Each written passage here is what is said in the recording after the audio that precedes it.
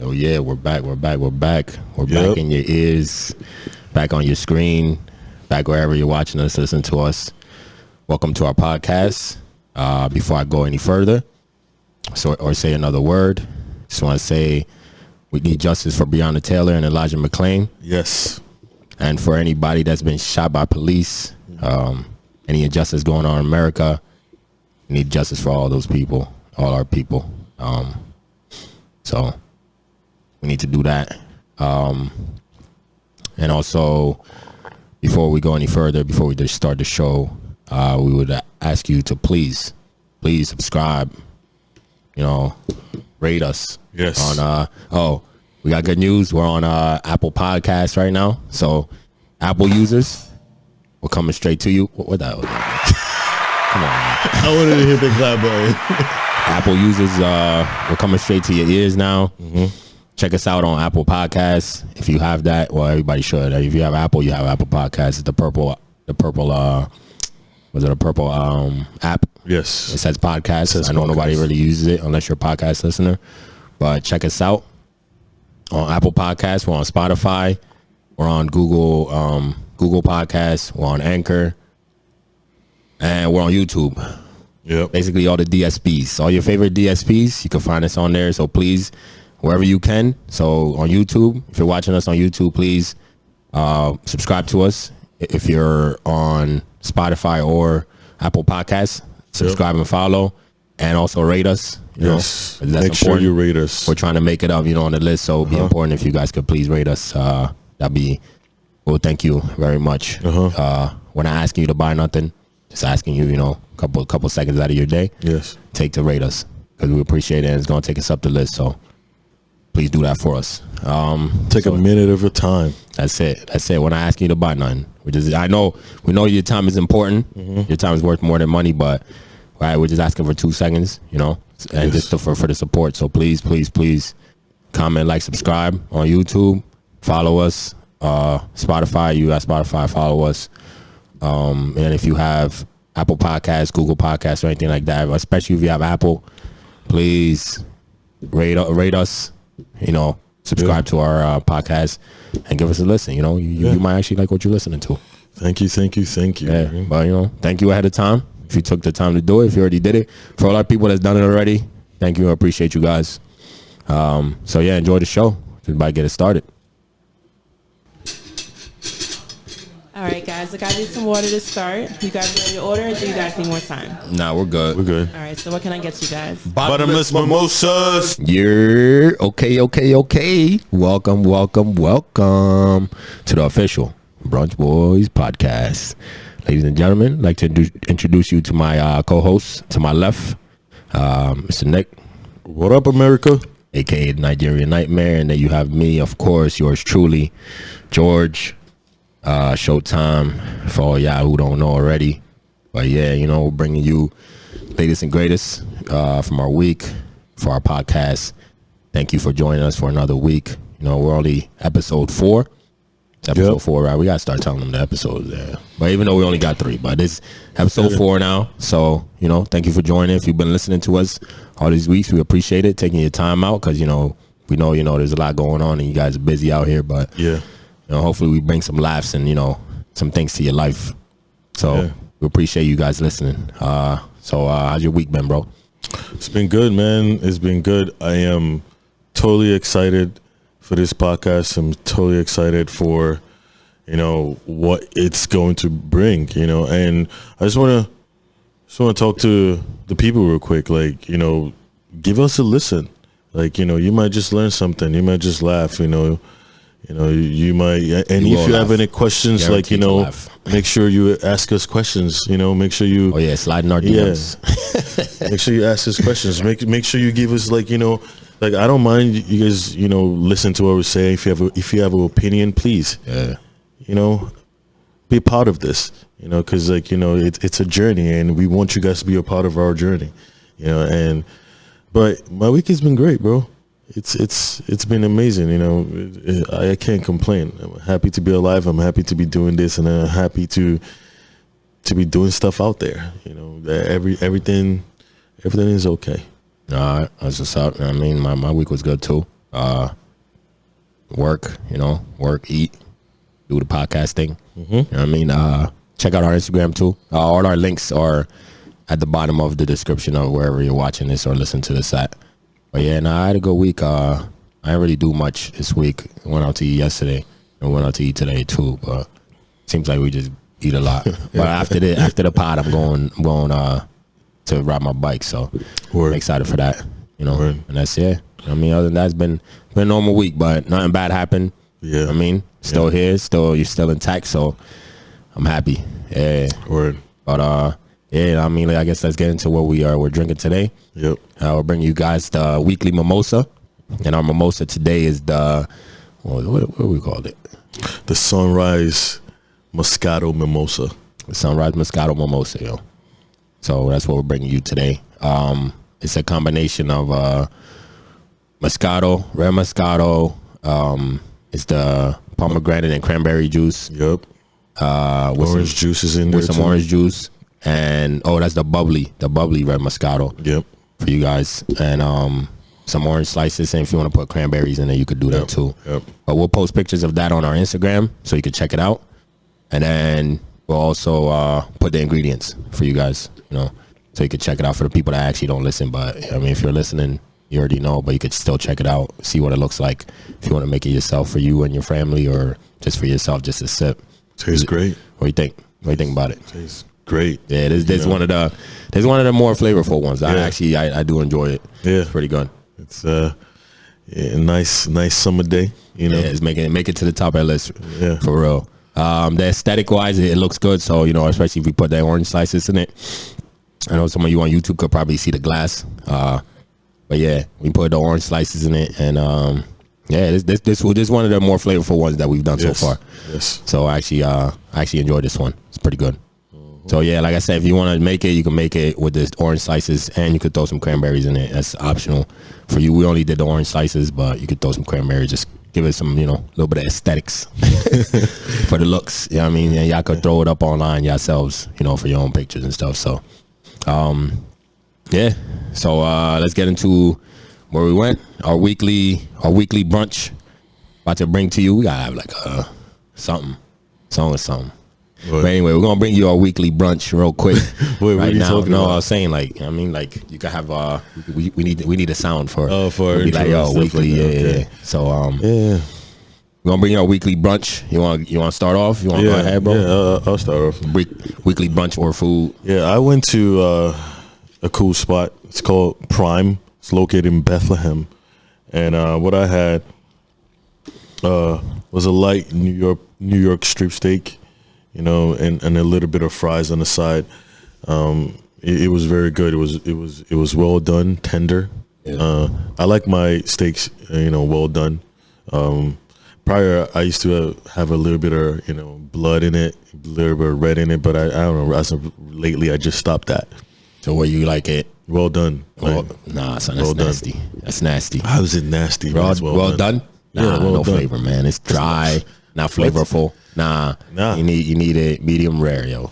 Medium rare. As you get all the flavor. Beautiful. Tastes amazing. When I feel like it depends on whoever's making it in that kitchen. When it's well done, it's still tender. That's why you send it back. Nah, it's not done to your liking. You send it back. You pay for the food, man. Especially steak is expensive. Unless if it's steak, I don't think I will ever. Unless if the steak is super dry, I will send it back. But send it back. Yo. And then I don't think I will send it back. I send it back. All right, but if it's not well done right, send it back. Nah, but it was overall. It was well done. It was good. It was dry. Very, very. No, it wasn't dry. It wasn't dry. It was juicy. it was some juicy steak. If you say so. It was good. But I will on a scale of 1 to 10, I'll probably give it a 7. And I'm giving it a 7 because I didn't feel like they set up the scenery right. It wasn't. What do you mean? Like it was outside dining. Yeah. But it felt like it was kind of dirty. The tables were a little, sticky and stuff like. I got you. So like it was in. I felt like did they spray it up? I felt like they sprayed it up, but maybe just one time out of the day. And there's dust, there's all that stuff coming on. That's outside though, man. Yeah, that's can't outside, do shit about that. Put people to work, man. Like it's short staff. You know what I mean? Oh man, really? Yeah, you gotta be okay with people. You know, like right now, especially you gotta be patient with restaurants. Patience. Oh, I am. Yeah. I am patient with restaurants, and I expect the same. I expect a lot. No, it's not. It's not a lot. I'm going out to eat. I'm spending my money. I expect a decent service. I just clean the tables. You know, but I'm not faulting because of table. I'm more focused about the food, and the food was good. You know, it was good. How about you, bro? Went to Bonefish at the Whitehall. I said Whitehall, the Lehigh Valley Mall. The Lehigh Valley Mall. Bonefish at the Lehigh Valley Mall. If you haven't been, it's like the promenade area of the Lehigh Valley Mall, outside stores. Love that place. I've been to a few times since they've been there. But we went for the brunch. I got an email and they said they started doing brunch. So Word? We pulled up. But yeah, now it was good. Was it expensive? Nah. Okay. Not too expensive. I had the Black and Baja fish tacos. Amazing. Best fish tacos I've had in the whole area. I give them that. Like out of the fish tacos that I've eaten anywhere, that was probably the best fish tacos I've had in the whole area. If you want to check it out, the pictures, got some good pictures for you guys in the video. Check it out on our Instagram page. We post the pictures up. They should be up by now, the time that the video's up. And you know the podcast is out. But it's fish tacos, and it's you get mango salsa, you get shredded cabbage, you get the fish, and you get some lime creme, they call it, all on the fish tacos, and it tastes amazing. Like lime creme, like what, they squeezed it in there or something? Yeah, it's on top. It's all on top of the fish. But yeah, the fish is really good. Tasty fish. Had a lot of flavor, and with all that, you know, mango and stuff on top, tastes amazing. I ordered a mimosa while we were there, a pineapple one, but for some reason I wasn't really feeling, because like first they were like, oh, we only have the original. I was like, do you have any juice? They made us a pineapple mimosa, but I really wasn't like feeling it, so I got a sangria, mango. It was a mango sangria, I believe, that I got. Sparkling mango white sangria. If you go there, get the sangria. That's on me. You know what I mean? Yeah, because that was really tasty, tasty. Yeah, the mango sangria. So if you want to drink, I would suggest the mango sangria. I didn't really like their mimosa that much. It just tasted regular to me, but because I guess probably because we drink a lot of mimosa, so. Like what was it like? You didn't feel like the it just wasn't flavorful. Like, even me and my other boy, like that we was a group of us, and he got the same thing, the mimosa too, and he didn't like it. So we wasn't feeling. So we both ordered the mango white, and get the mango white sangria if you go to Bonefish. It's amazing. Throw up a picture of that too for you guys, and you know what I mean. That's our brunch for y'all this week. I went to Bonefish, he went to Prime. So if you guys want to check the pictures out, and if you want to, try it out yourselves, go there. Yeah, you should. Yeah. I mean, and I give Bonefish, them fish tacos are so good, I'll give them probably like an 8. 8? Yeah. Okay. And then it's really, really nice inside too. That's the one thing too. Oh, you dine inside? We dine inside. They don't have outside, I don't believe. Most people are inside. What? So yeah, it was really nice inside though. Like they aesthetically, the look of the place is really nice. So if you guys want to check it out, check out our Instagram, and that's what we got for you. That's our mimosa and brunch for the week. So hope you guys go check it out. If you want something, get them fish tacos and get that sangria, because those are delicious. So they're delicious. Yeah, for sure. I mean, I'm definitely at some point probably gonna go back for them tacos at some point. But yeah, I mean, I guess we should about to get into the topics for you guys, you know what I mean, for this week. That's what I was before we start. So what do you think about this, right? So let's say I was having this conversation. So let's say you're dating a girl and you break up with her, right? You dating her for a while, she knew your friends and all of that, and then y'all break up. Yeah. How you feel like your friends still having them on like their social medias? Let's say you and the girl don't get along, especially if you and the girl don't get along. How you feel about your friends still being friends with them on social media? Wow. If y'all don't get along, like you and your ex. See, like, and like especially liking pics too. Liking pics. Like your friend, let's say she posts a picture and your friend, you see your boys are tapping like on it. But you don't get along with her. That's a no for me. Nah. That's a no for me. I mean, I don't. If I'm dating a girl and we break up, and your boys should delete her. Yeah, it's that simple. It's done. It's done. Like, it's the same way. Like, if I was really cool with our friends or something, once we break up. Well, there's a difference though. Okay, so what if y'all still get along? If I and the girl and your ex still get along, oh, that should be no problem because you already opened that window is already open. So just because you're not dating and you guys still get along and your friends happen to be on this social media, and that's cool. Yeah, you already opened that window. But if y'all don't get along at all, your friends should delete them. Yep. That's my boys, that's my crew. If I'm done with you, we're done with you. Yeah, You're not breaking up with me, you're breaking up with the whole family. I heard that. The whole family broke up with you. That's the way I see it. And what if like you happen to find out like some like one or two of your boys is like liking her pacing and shit. Like, is this based on the girl I'm kind of getting along with, or the girl that the one you're not? Oh, then somebody needs to be checked. All right, and then what about the girl? If you guys get along, your boy, you see, like, let's say you're all still friends on social media, and you see your boys every time you scroll past her picture, you see your boys' names and shit, clicking like on like her selfie. See, like that. If I still get along with her, I wouldn't care. But if I don't get along with her, if I'm done, they should delete they should delete her. All right. Okay, it's all about respect, because like the your friends, if they know that you're still getting along with her, they might not see a problem in it because you're still getting along with her. Maybe I'm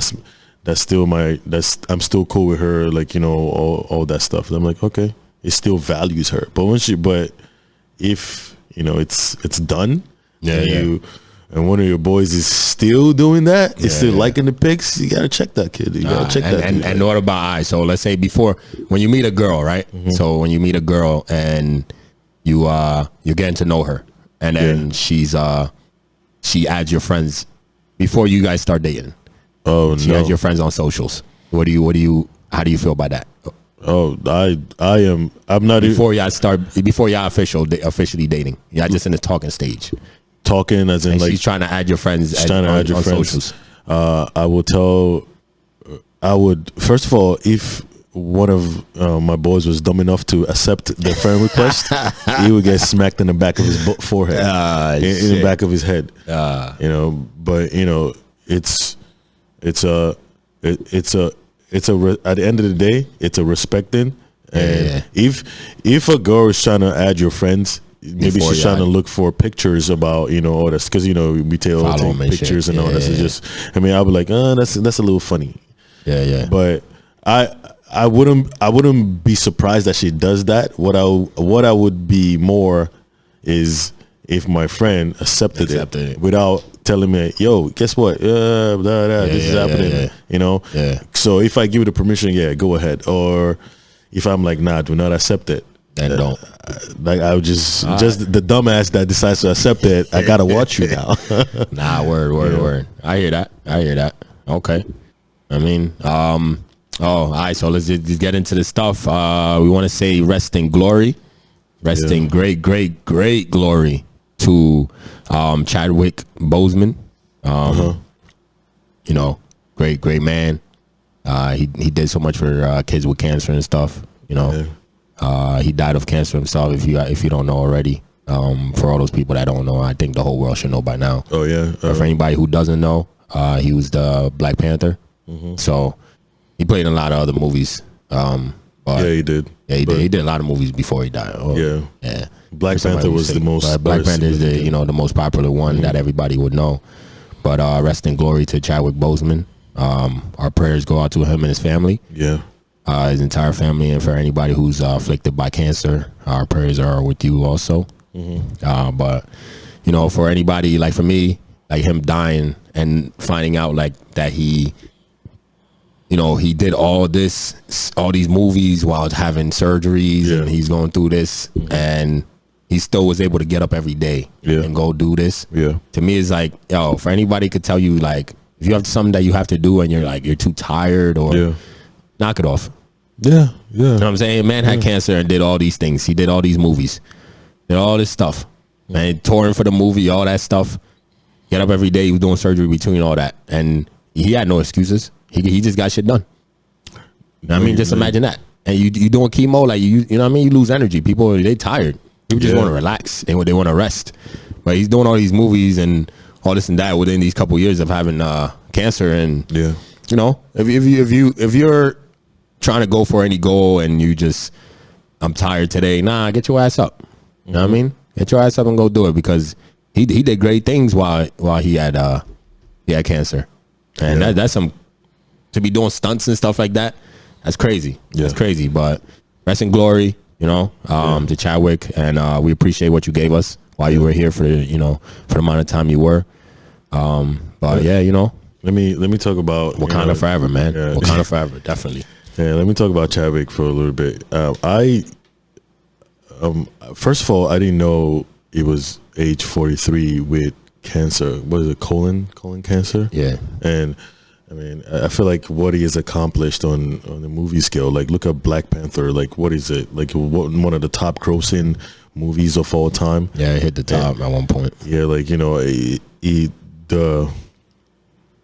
was able to inspire a lot of people to be just that movie coming along, you know. Yep. And when I did watch the Black Panther, I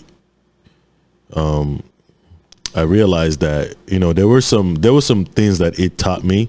I remember the scene where I guess like he lost that battle, and he was like in the spirit world, and he met his father and all that, and the lessons that, you know, he learned, you know, and why there were certain decisions that his father had to make and all that stuff, you know, that, you know, he taught me, like, you know, at some point you're a child, but at some point you need to start thinking and acting as a man, you know. And, you know, so yeah, I think the legacy, like, you know, everybody was talking about that movie. You know, that movie was, people were going 2, 3, 4 times to go watch that movie.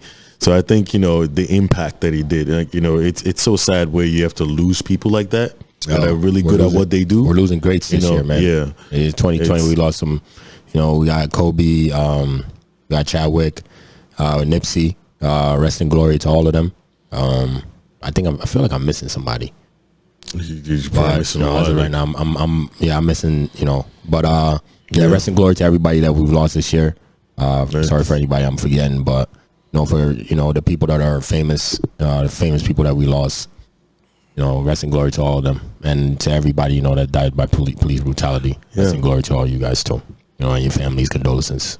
Praise with you all. I hope his legacy lives long, you know, to people's memories. Because, you know, I'm not saying like it did some crazy shit to change the world, but that fact that he brought that movie as a black superhero, it kind of, I feel like in a sense it kind of empowered, you know, certain people, you know. So it's a good thing. That definitely impacted, and you know, for the kids and the kids with cancer that he was helping, really knew that he had his team kept it a secret, which was pretty dope. You know, when you have something like that's going on with you, and your team is able to keep that, you know, on the low for you, that's pretty dope. That day, you know, they were able to do that, so that people weren't just talking about it and distracting him from whatever he had to do. So rest in glory to him. You know, condolences to his family. We appreciate everything that he gave us, you know, when it comes to that, and for all the kids that he helped out, all the kids with cancer and anything else that he did with his life. We appreciate that. You know, he made an impact to the world and is very appreciated.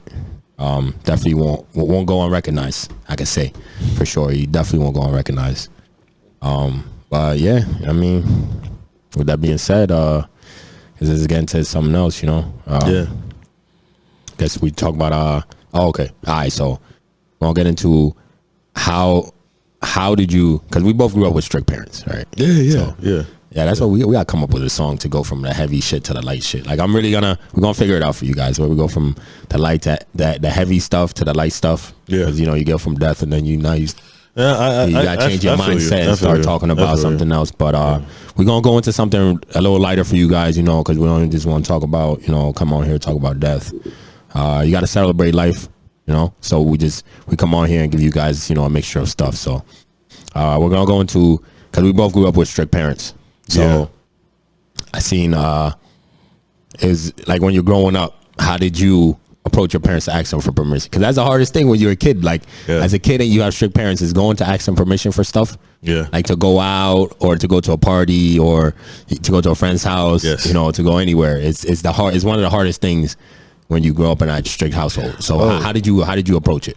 Oh, like let me paint a scenario into the life of my African parent, and I'm sure other parents, but mostly, other African kids can probably relate to this. Asians can relate. I'm sure Asians can relate to it. They be on that. Asians, all Asians, so including Indians, because some people don't know India is Asian, but including Indians, those are some of the strictest parents I've known, like when kids I grew up with. Yeah. Some of the strictest parents have been Africans, and Asians, including Indians. So I was invited to this birthday party. I think I was in maybe 9th grade. So I was actually surprised. My parents are like, "Yeah, you can go." Yeah, I was like, "Oh shit! All right, I'm out. I'm going." So I was there. I was having fun. I was having a ton of fun. It was my first time. It was first time being in a party that was not supervised by adults. I mean, I'm not saying anything crazy was going on, but it was just fun. Well, everybody was though. It probably was. Like you just weren't participating. I was. That's what you should say. There's a lot shit going on all the parties. I don't know, so I can speak what I don't know about. But I was there. I was having fun. With my best friend at the time, and he made a suggestion. Why don't you sleep over? Yeah. And I was like, you know what? That's not a bad idea. Let me call my mom to see if I can sleep over. Yeah. So I called my mom, and because I know that she was strict, I'm like, you talk to her. You talk to her. Maybe she can ease up, maybe she would ease up. So he talked to her, she's like, all right, put Nick on the phone. So she's like, I'm like, oh, Nick, so do you wanna stay over? I'm like, yes. She said it in the most calmest tone. You gonna get your ass beat when you ever. Like, she's like, you want to stay over? It's like, yeah. It's like, okay. The next 20 seconds of my life was straight up yelling through the phone. Like, it was like, you want to sleep over? You are all the way in another country. What is your family gonna say? What are they gonna say about me? I brought you all the way down here to get you killed, all that stuff. I'm like, what the hell? Like, if your mom, if your parent or mom or dad are telling you stuff like that as a child, you feel embarrassed. When it's on house, man. When it's on a tone where everybody can hear, it's even worse, because everybody was sleeping over. You were the only one that couldn't sleep over. I mean, I was pissed off. I was mad. I didn't get a beating or nothing like that, but I got a lot of scolding. I got a lot of what would your family, your families think for my extended family? What if something happened to you? At that point I didn't know if it was fear or actually protection, because I was a teenager then. I was, trying to explore. But yeah, my parents were very strict. I couldn't even ask them for, a little bit of allowance because I knew what the answer was going to be.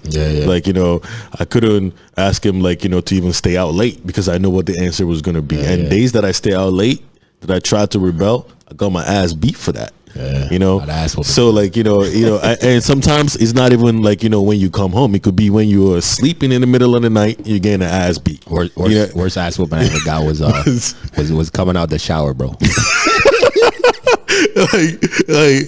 that, that's the thing though. Like, there is no. You could look back on it now and laugh, but at the time,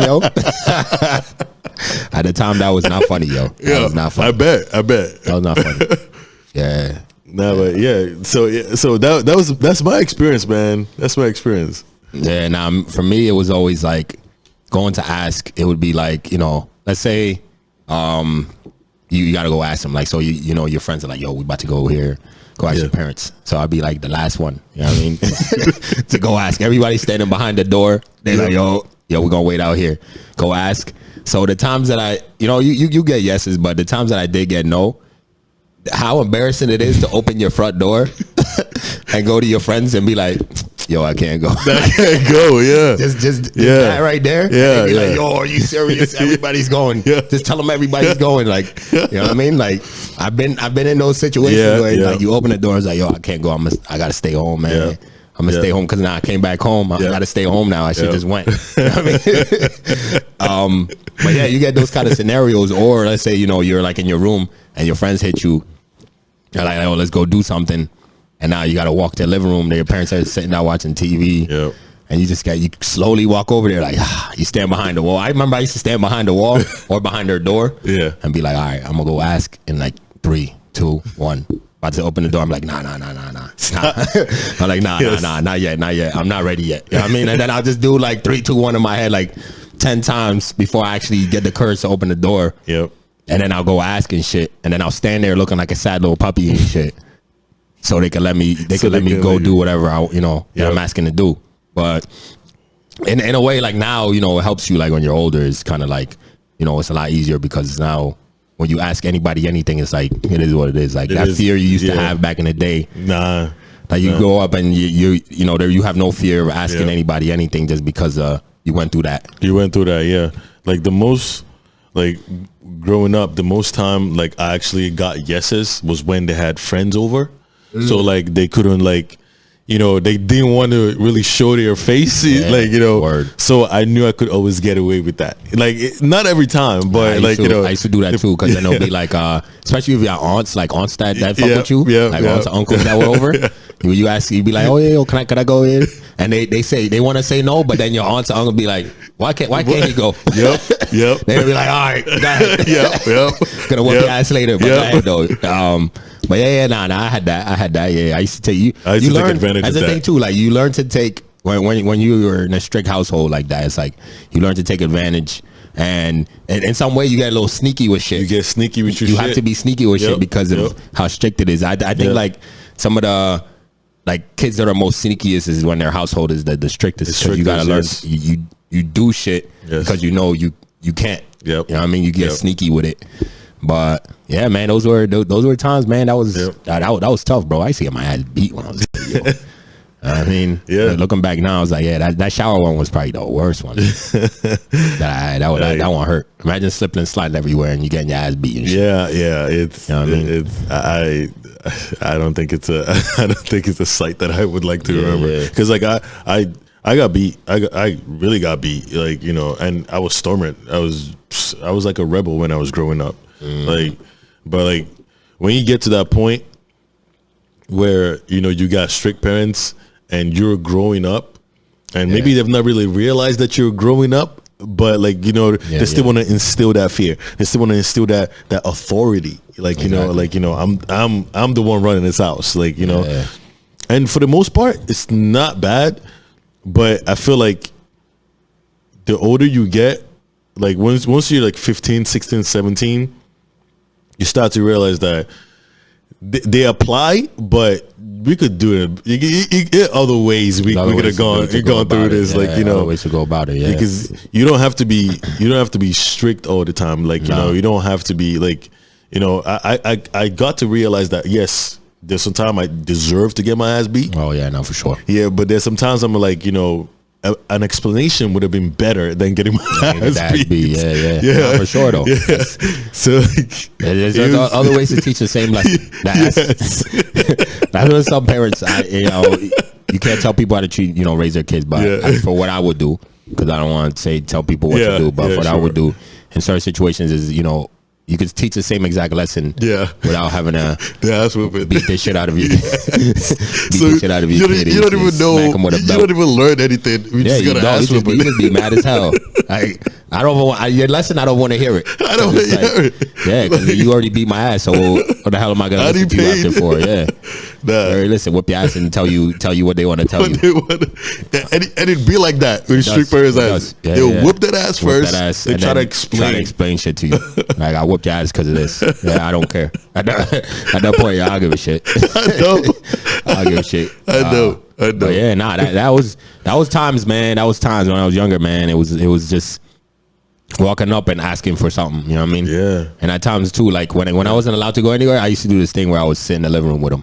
Act bored as hell, yo. Okay. I just act bored as hell, and I would sit right on the couch looking bored, looking sad. Then it'll be like, all right, just go. Just go.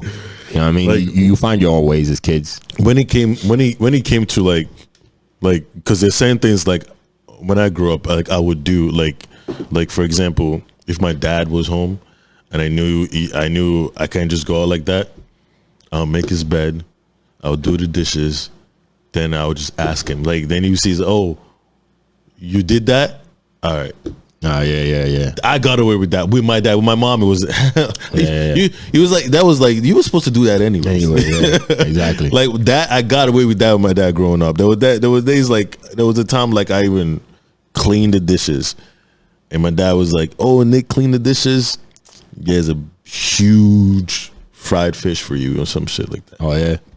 Yeah, I mean, that's why you gotta do shit though. Yeah, like that's when you gotta do something. You learn like, as a kid. You learn. So like I learned my parents like what I needed, what I could do to get away, from saying things. Yeah, like my mom she was steel, man. She nothing was passing her. Give a fuck. Yeah, it's not nothing was passing her. With my dad, I learned even gradually like. With my mom, but she was the one, man. She was the enforcer. Yeah. She was. Same here, yo. Same here. I used to get away with more with my dad than my mom. Big time. But like that's just part of growing up, though. Yeah, like you learn, and then you as a kid you just get away with certain shit, and sometimes they catch you. It's almost like cops and robbers and shit. Like you do certain shit, hoping you don't get caught. Just don't do it too many times. So having strict parents, did that teach you how to be sneaky now that you're grown? No. Now you're grown, you don't need to be sneaky, bro. Okay. But because it's on your own shit. Like back then, it's you're asking somebody for permission. Mm-hmm. You know what I'm saying? Which made it different than just like now I just do it. I could do whatever I want now. I mean, you don't gotta ask somebody permission. Did it help you in any way, the fact that you had to ask permission to go? Yeah, it helped me get over fear of having to ask anybody for anything. Ask anybody for anything. Like I can ask anybody for anything and it will be no problem. Like I'm not afraid of of being rejected for anything, just because it's like that. As a child, I was shook. I was shook of asking for shit, because then it's like, damn. In your head as a kid, you already tell yourself they're gonna say no. And then when you get a yes, you're surprised all the time. Even no matter how many times you do it as a kid, you're always surprised, because it's like, damn, I definitely thought they were gonna say no. Yep. But then it's always you learn that all that could happen is they say no. Like that's simple. They say no, you might get upset because your friends could go somewhere without you. Yeah. But that fear. Yeah. You get over that. That's the one thing that I probably benefited from those situations, is the fear of getting over being for rejection. Yeah. Wise, you know what I'm saying? Yeah. That helped out big time, because now it's like, man, you gotta go ask somebody. You gotta go ask your boss for a raise. Fuck it. True. What can happen? True. You know what I mean? True. They just say no. Sure. I mean, for me, I think getting no's all the time made me a lot curious when I got that freedom. Like I was, it was like I was like a freaking. I was like on a bender of like a free bird, bro. Yeah, like you know, I feel like I was on it, but I came to find out that you know it was good, like because it made me realize that you know you're not gonna get you don't expect a bunch of yeses, all the and time. you know, and don't also you know. Don't expect anybody to do anything for you because you can do it yourself. Because I got to figure out how I can, you know, do things on your own. Even if I wanted to go out, they say don't go out. I still find a ways to have fun. Even if I was salty for a little bit, you get over it. I got over it. You know, so if somebody told me no, I found another way to accomplish what I need to accomplish. And most of the time too, like if you ask for something. You should like as a kid too be like I always was like all right you said no this time, that means that tomorrow if I need something I'm gonna ask again and you can't say no twice. I never even gonna make like you that. feel even worse. I'll be like yo so really and you just told me I couldn't do that yesterday, now I can't do this today either. You know what I mean? I say getting a back-to-back no was rare. But like there was no you learned that shit though as a kid, bro. I never learned that because there was no negotiation. Like there was no like oh you're gonna tell him no 2 days in a row. Yeah, like I got those for weeks, bro. Nah, son. Like I had some freedom out here. I had some freedom out here. My parents were strict, but there was some freedom out here. Like I remember I used to have to like, yo, you're gonna read, you know, sit at the dining table and read for like a couple hours before you could go outside. But that's You know not what I'm saying? that's Like I don't like that. that's Or not we go bad, to the library every weekend. Yeah. And then you could go back home and then go out with your friends. Yeah. That I don't think and then my that's boys bad. be like, yo, what time you getting back? I'll be back at 5 when the library closes. No, that's actually hindsight. That is not bad at all. Yeah. You know, because like there are probably kids out there that's playing from like you know freaking Morning 10 to a.m. to like night without finding some kind of reading a book or something like that. And my boys just find that shit funny as hell. You finally back. Like we passed the front of the building and shit, and I'll get out before they even go park and shit. I'm gonna get off right here. My friends are here. Everybody's in the front of the building about to go play football. But yeah, that was some fun times, man. I wouldn't. I mean, you take it back, but that was when you super young. Like high school is different. I got to high school and shit, but that was like middle school time. Nah, I was still getting nose in high school, bro. Oh, nah? Nah, I was getting a little bit more food, but I was always like, you know, doing the sports thing, so I was always out here. Come home late. I got nose. That's why I feel like I went on a bender. Like, you know, when in college, I just was like, I have no adult. Oh, I'm doing me. We was still like I was going to like the parties in Allentown. I remember I was telling you, even like in like middle school and shit, going to the parties at Jefferson Park and shit. Yeah. And then we start going to parties in Allentown. We would walk all the way to Allentown. But we would do all that shit. They used to let me do that shit. You know I said, that was high school though. It's different, and we're boys. You know what I mean, so it's different. Yeah. Having strict parents as a girl is a lot different. We should probably get somebody's perspective on that, but. Having I mean, you guys sisters and shit. For them, it was different than it was for you, right? They probably got more nose than I did. Exactly, because like you gotta be more protective of that. Yeah, you gotta be more protective. Like, I mean, but I feel like girls learn to be more sneakier though. They're better at it. Like I feel like it's more sneakier. Like if you like, I mean, there used to be a lot of words like back in my old country, like pastors' daughters used to get pregnant. That's a fact everywhere, bro. Anybody, well, I can't say everybody, but majority of people would agree that the more strict, like the strictest of households sometimes breed the worst of kids, like because it's you have held them, you have tried to basically chokehold their life. Yeah, when they finally get that small step of freedom, they take a mile. That's how I felt when I went to college. I saw like the freedom of like talking to girls, hanging out, you know, eating out. I went in for at least 3 years. Yeah. But like, you know, at some point, of course, it gets old. But it does get. But like, you still got to experience. Before you decide on whether you want to. It was like kind of getting out of a mental jail. Like That's what it is. like that's what it is. Like that man. Nah, that's really what it Like is. but you know, like I said, like it was good. It was good. It's I don't feel like kids growing up should get yes all the time. There has to be, it can't be too extreme with the yes. It can't be too extreme with the no. There has to be a moderation, you know. But Not true. It's but no's. There should be a lot of no's, because like sometimes I see kids 8 o'clock riding their bikes. Like, and what is a kid at 8 o'clock riding your bike, your bicycle, and there's cars going and you're doing wheelies? Oh, no. See, that's in the city. In the city is different, but we where we grew up, it's a small community where there's not a lot of cars and shit, so it's like. But I feel like it should apply to everybody. Like, you know, what is your 80-year-old kid being outside, you know, riding his bicycle with his friends at 8 o'clock at night? No, 80-year-old? Not that late at night. No, I see when I drive around. That's the reason why I'm saying that. Nah, well, I mean, people raise their kids different. I ain't gonna tell nobody how to raise their kids. Yeah, I do what I want. I mean, just make sure your kids are safe. 5 p.m. You're in the house. At that age? I say so. I was coming in the house I had to be in the house 7:30. 7:30 eat. Yeah.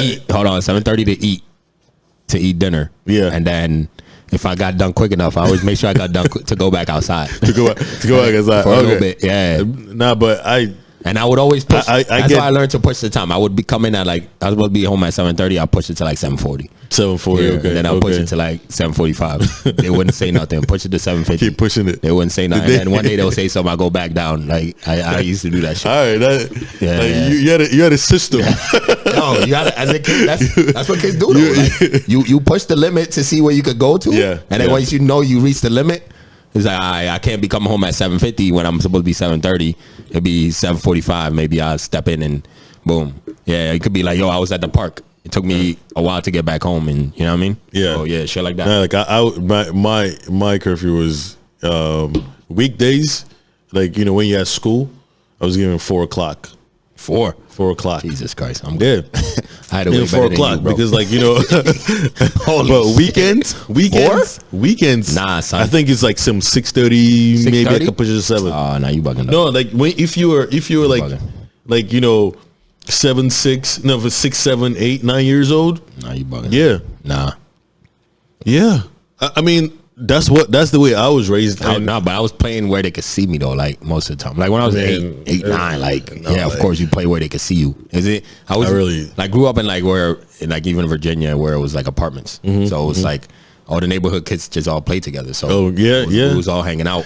And where all the parents knew exactly where we was at. So like if somebody's parents could always see us. And that was the thing. Like somebody's parents would always see us no matter where we was at. But then when you go older, you know, you start walking to the park that's half hour away and shit like that. Like I understand that. Like I was allowed to play with the kids on the block, but I was given a curfew. Like you have to come home at this time. That's what I said. 7:30. Like, you know, like my time. Quick to go back outside. Nah, like when you came home, no, you didn't go back outside. In the summer, it was easier. Eat, take a shower, and go to bed. Summer, you could look outside and be like, "Oh, the sun's still outside," so you know I'm done, and I wash my dishes. So I'm out. Summers were lasted longer. Like of course, it was fun. It was. At the end of the day, I had a healthy childhood, regardless of all the like. I feel like it was alright.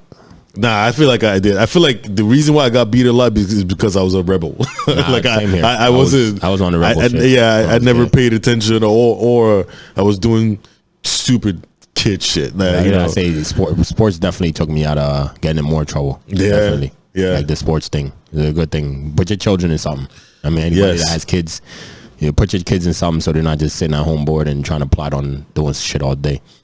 Because you know, I think my childhood was definitely, but like the strict parents, all right. I mean, let's switch it up. Let's do the perverted old men, yo. Let's do that. Yeah, you know what I mean, because that's for bro. Give me your story, bro. Like for guys, yo, that's a story that everybody got though. Everybody know how perverted old men are. Like recently, I just had a conversation with somebody. This week, and they were telling me how she was telling me how she hates to go to the gym, the one gym, because all the old men there are perverts and they're looking for sugar babies. And I was like, what? Like, that's what they be doing at the gym, though? Yeah, but then when you think about it, though, like, even like with us, like, when we used to go to LA Fitness all the time, well, I mean, when you walk into the gym, you walk into the locker room. Yeah. It's all naked men everywhere. Yeah, these dudes be having towels and they throw it on their shoulder instead of wrapping themselves up. They be having conversations butt ass naked and talking to each other and shit. I don't understand. They be hitting all the younger dudes and shit in the gym. Like, I don't understand. You know what I'm saying? Like, it's weird. And for them, like, it might seem like they're having a regular conversation with you, but then they telling you like, oh, you look really big, like muscular. Like, it's like, yo, relax. Yeah. Like, stop talking to me like that. I'll be in the sauna, you know, trying to get some steam. Like, you know, somebody's coming to give me compliments of, you know, how, like, you know, big I am or some shit like that. And I like, what do you say? Thank you? Nah, like, I don't say nothing. like, I'll be like, yo, why are you talking to me? Like, I nod my head. I'll be like, why are you talking to me? Like, I don't know you. Like, I just nod my head. Like, that's what I do. But other than that, the perverted old men, this is... They're perverts. Like, old men, at the gym. Like, especially what women know, you know, more than we do. But from our perspective, is, you know, the gym or even being out, like, when, you know, being at the bar or the club or something. Yeah. When they see like a young girl, or being like with us when we're in Easton, and we're getting drinks, and the old man walks up, and he's like, you know, like, I just got in there. Y'all got there before me, so he walks up to us while we're sitting down, and he's like, yo, did you guys see you saw the girl with the moose knuckle? I'm like, nigga, what? Bro, I didn't even know what a moose knuckle was. I did. I mean, I knew what he meant, but to me, I'm like, who you talking about? And he's like, yeah, that chick over there. And I did not know it at the time, because we asked her later, and she said she was only 19. This dude was like in his late 50s. Oh yeah. And he was like, 19. He was like, yeah, she got that moose knuckle, boy. Yeah. I was like, oh, all right. You know what I mean? I hear you, bro. And he's like, yeah, one of y'all got to get it, you know. Because, you know, I'm just walking through, but I seen that from over there. Get it? I'm like, you nasty ass. Yeah. Oh, that's it. That's the type of old dude you got to keep away from your daughter, man. So like, does that mean, like, at that age, like, that's what I'm saying. At that age, their pool is shortened, that they're looking at? Nah, it's just they're just seeing what you can. That's why, like, when the girls like, oh, they be looking for sugar babies and shit. Old men, like their way of pulling it. Like our conversation earlier. Yeah. It's not weird to see an old man go to the strip club by themselves. Yeah. Because it's like the money wise, they can talk to the younger girls because of the money. That's true. You know what I'm saying? So you get a sugar babies, you pay for everything, and boom, they give you the attention, because how else are you gonna pull them? How else is the old man gonna pull a younger girl? I think if he has wealth. Yeah, that's what I said. Yeah, if he has wealth. Okay. Like, but I don't see any. There's no other way. No, like, no. Either that, or maybe it's culture, because there's some cultures that accept that. We're talking about American culture. We're not talking about no other culture where they're matched up. Hey, like, and even when other cultures, when they're matched up, wealth has to do with wealth, or how their family is. Oh, yeah. He could take care of you. He could take care of you. He could give you a good home and blah blah. You just make sure you watch. You know, you take care of the household. Yeah, like other cultures. But when it comes to American culture, like, how are old men gonna get younger women? No, like, there has to be money involved. Money has to be involved. It cannot be like. But then it turns them into fucking perverts, man. And that's why, like, I'm not as an old dude. I don't know, like, not every old dude is a pervert, like, you know what I'm saying. But a lot of them out here are fucking perverts, man. It's weird because they say the wildest shit. Yeah, they are, and you know. Unless walking up to a group of younger guys that you don't know and saying, yo, that girl over there got a moose knuckle. Y'all seen that? Like, that's and telling them, yo, one of y'all better get it. Yeah, like I can't explain that, you know. And that's the crazy thing, though. Like, we got to ask ourselves, like, if we get to age 50, 55, do we do stuff? I should probably, like that? Yo, I thought about that. I was like, but I should probably tell people a moose knuckle is basically the bigger version of a camel toe. Like, for people that's listening that don't know what a moose knuckle is, if you know what a camel toe is, just a bigger version. And when it's bigger than a camel toe, they call it a moose knuckle. So he came up to us and talking about the moose knuckle print. But for what you asked, I thought about it. I'm like, Hope I don't, you know what I mean, become like a pervert. Yeah. When you're that age. I want to be happily married, sitting my ass somewhere, just relaxing. Sure. I mean, like that's the thing. Like that's the question that I ask about. You know, like the old man at the strip club. Yeah, like, you know, if you're that old, if you're old and you have a wife and all that stuff, you're not going to the strip club. Some are. Some do actually. A lot. Nah, think about it. Some do. They do. Like, you know, some that's just, you know, maybe they're some might even go with their coworkers, you know, after work or something like that. They do. Yeah. They're these old men out here. No, they do. And I won't be surprised if an old man pays for sex when it comes to that. Like the sugar baby shit. Yeah, like I'm not surprised about that, because if you're an old man, and I'm not speaking for every old man out there, but there's some old men that would, like, you know, they want to feel young again. You know, most men feel like it's the money though. Of course you gotta have money and be willing to spend it. Some old men, they can use their freaking Social Security. I mean, you gotta be willing to spend it though. If you're willing to spend it, I don't think you could find yourself a young girl who's down to get money spent on them. But it's just strictly money though. It's not anything else. It's a transaction. So what is the age range? What do you think the age range is when, you know, men start to, I guess, go pervert? I say like late 50s and up, man. Like, that's what I see. Because in your 40s, you still get the women that are like in their, you know, their 30s and. So like, so 50-year-old can pull 40-year-old women. It depends. But when you're that old, it depends how you look, and like, are you in shape and shit? Are you in shape? Are you in shape? Are you taking care of yourself? And sometimes it's like, you know, where are you meeting them? And exactly, like, where are you gonna go to meet them at? Them. Bar? Yeah. That's it. Bar, dating app, maybe, because, you know, the other dating app girls are not ranging their range. Dating apps have the age range of what you want. So age range, it's not gonna go from a girl's not gonna.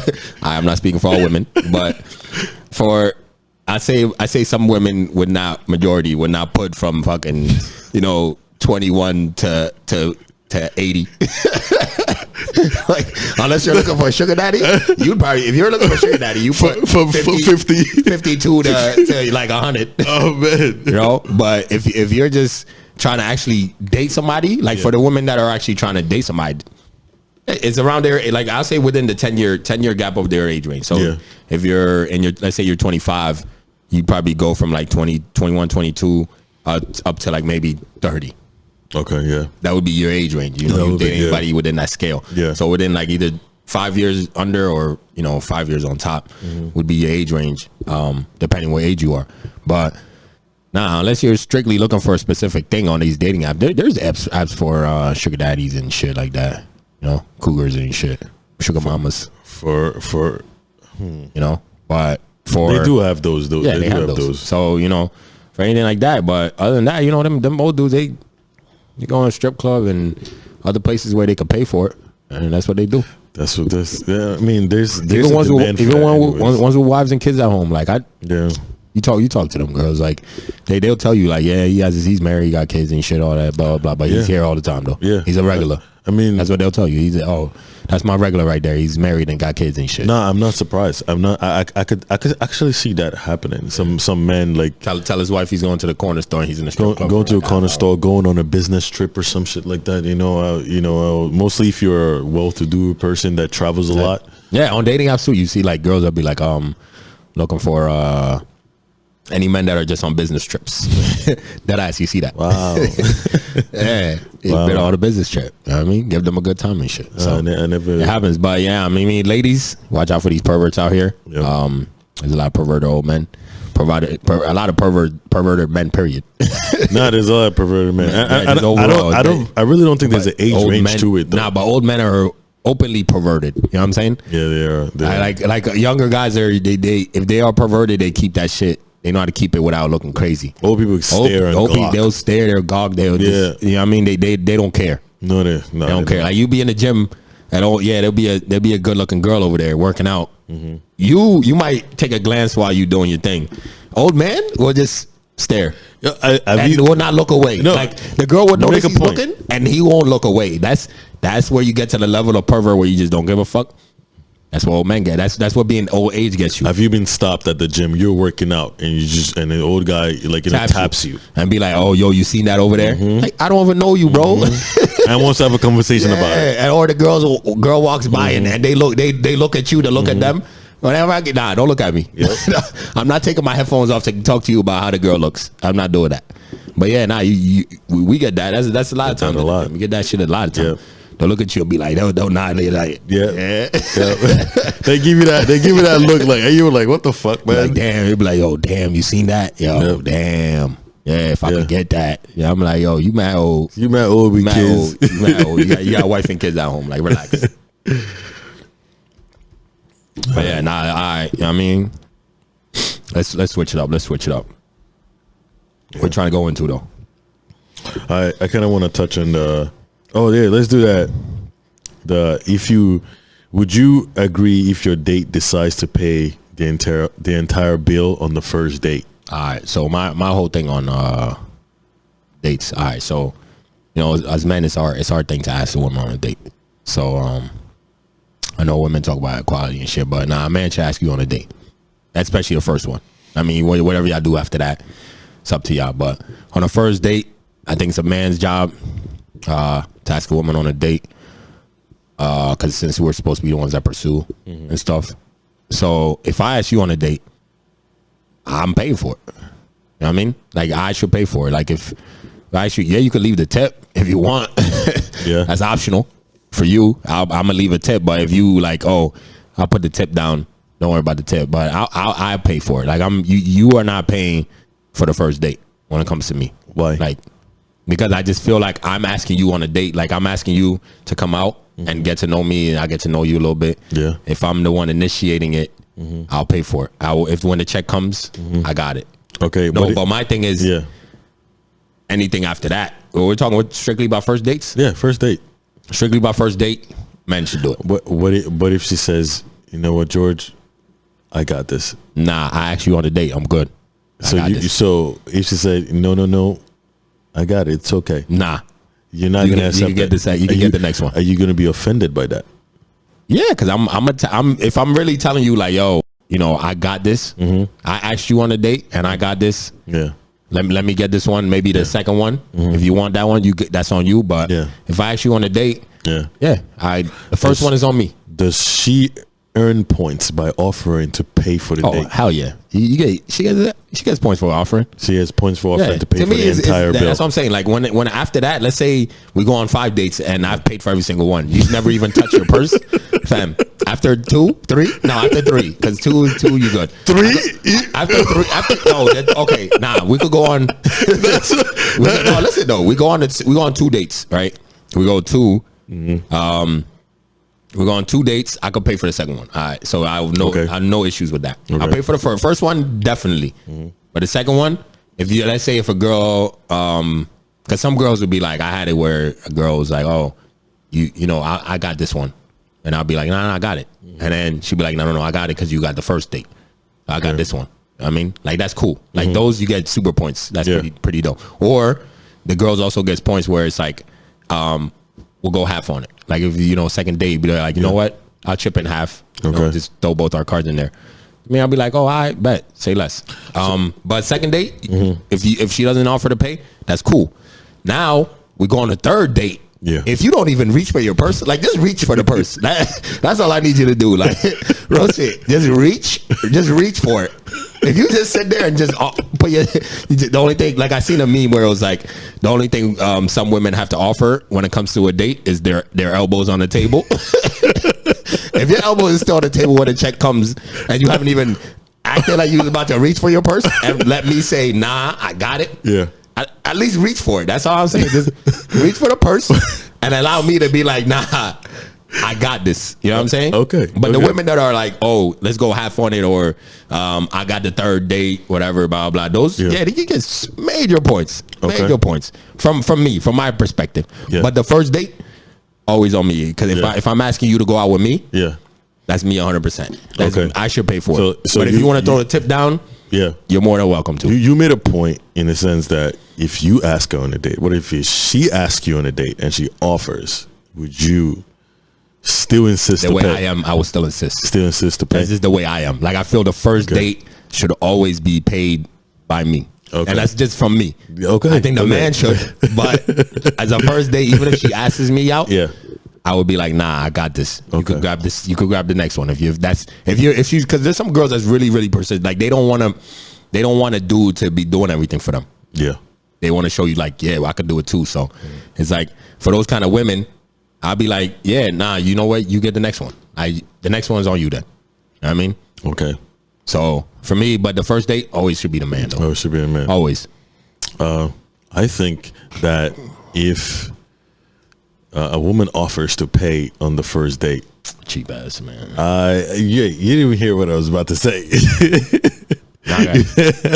All right. No, if she offers to pay for the first date, like, I got this, I think she earns crazy points, because conventionally, some women don't even think like that. Some women think like, well, you're taking me out, you want to get to know me, Yeah. you know, so you got to pay for the bill, you know. So like, that's just a thought, and it's not all, but some. Yeah. Like, you're getting to know me, like, you know, you want to know me, you want to take me out, you know. All I have to do is just look pretty, you know. Yeah. So like, but when she offers to pay for the entire meal that we just ate on our first date, you earn a lot of points. And like, But you you're know, gonna let her pay for it though. yes, Nah, ridiculous. I will let her pay for it. You're ridiculous. I will let her pay for it because of the kind of person that I am. And I'm not saying that I will not get future bills, like it's going to be a norm, but I'll let her pay for it because I'm already confident in myself. Whether you choose to not pay for it or pay for it, so I'm going to have a good time. That's what it is. First one, nah. One, nah. Like, I know it's conventional for the man to pay, but I don't think there's anything wrong. There's no rule book in that. Nah, that's true. You know, so like, if she offers to pay, not only does she earn mad points, not only do I think like, you know, yeah, she's very confident in herself to want to take that role. Yeah. I will definitely let her pay because like, you know, I'm a functioning man. Like, you know, I got my bill. I got our bill actually. So, but most women don't take those routes. You feel me? Like, when was the last time a woman offered to pay for the first date?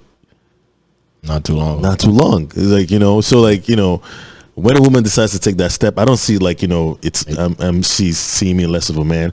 Fuck, break that rule, break that norm. Nah, like, do that. You get mad points. It's been offered for me, but I've always been like, nah. Yeah, I could understand that. It's been offered a good amount of times, but I'll be like, nah, I'm good.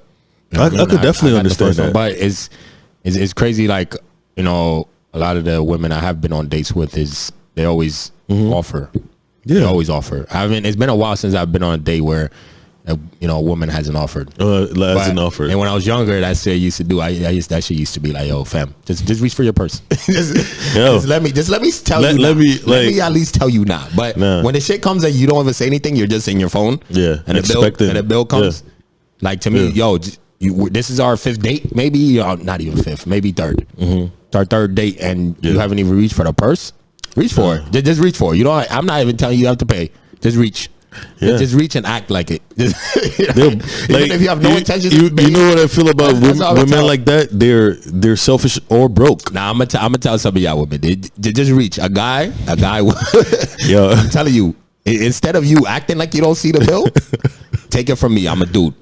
What the dude sitting across from you, if you know if he already reached for his wallet, and if you don't even intend on paying, this for women. So if you don't even intend on paying, just watch him. When he reaches for his wallet, just reach for your purse and act like you about to offer it. Like, you know what I mean? Majority of the time, he's gonna be like, "Nah, I got it." You know what I mean? That's it. Until she meets that dude, though. Until she meets that dude. There's always that one person. Yeah. Nah, that's on you. So you're not gonna pay? Like when you're reaching for your freaking makeup, hit her with the so you're not gonna chip in? You're not gonna pay for this one? I paid for 8 already. You bugging? That's wild. If you pay for 8 dates and she's never offered, nah. But no. See, we can't say that because why? There's some dudes out. There's some women out here or some dudes out here who just always want to pay for it all the time. To me, I'm always with that. Let's if we're building something. Yeah.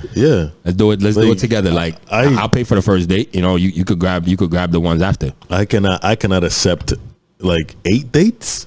Nah, I wouldn't go to 8, man. Like saying by the third one, just reach for the purse. Yeah.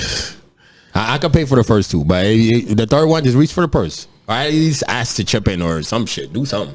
Yeah, like I mean, I know like there's no rule book when it comes to dating, but there's something when it comes to confidence, being nice, enjoying the person, like and making sure like because for me, if a girl offers, it would spark a lot of curiosity. Like because I want to know more about what you're about, even if like you ended up being someone that is broke, but the fact that you offered to pay for the first one, that means you're really interested in what you're, in, but what you're in, like, so yeah, I agree. If a woman decides to pay the entire bill on the first date, I am for it, and she can pay for many dates. Ladies. You know what I mean? You don't want to go on a date with Nick, clearly.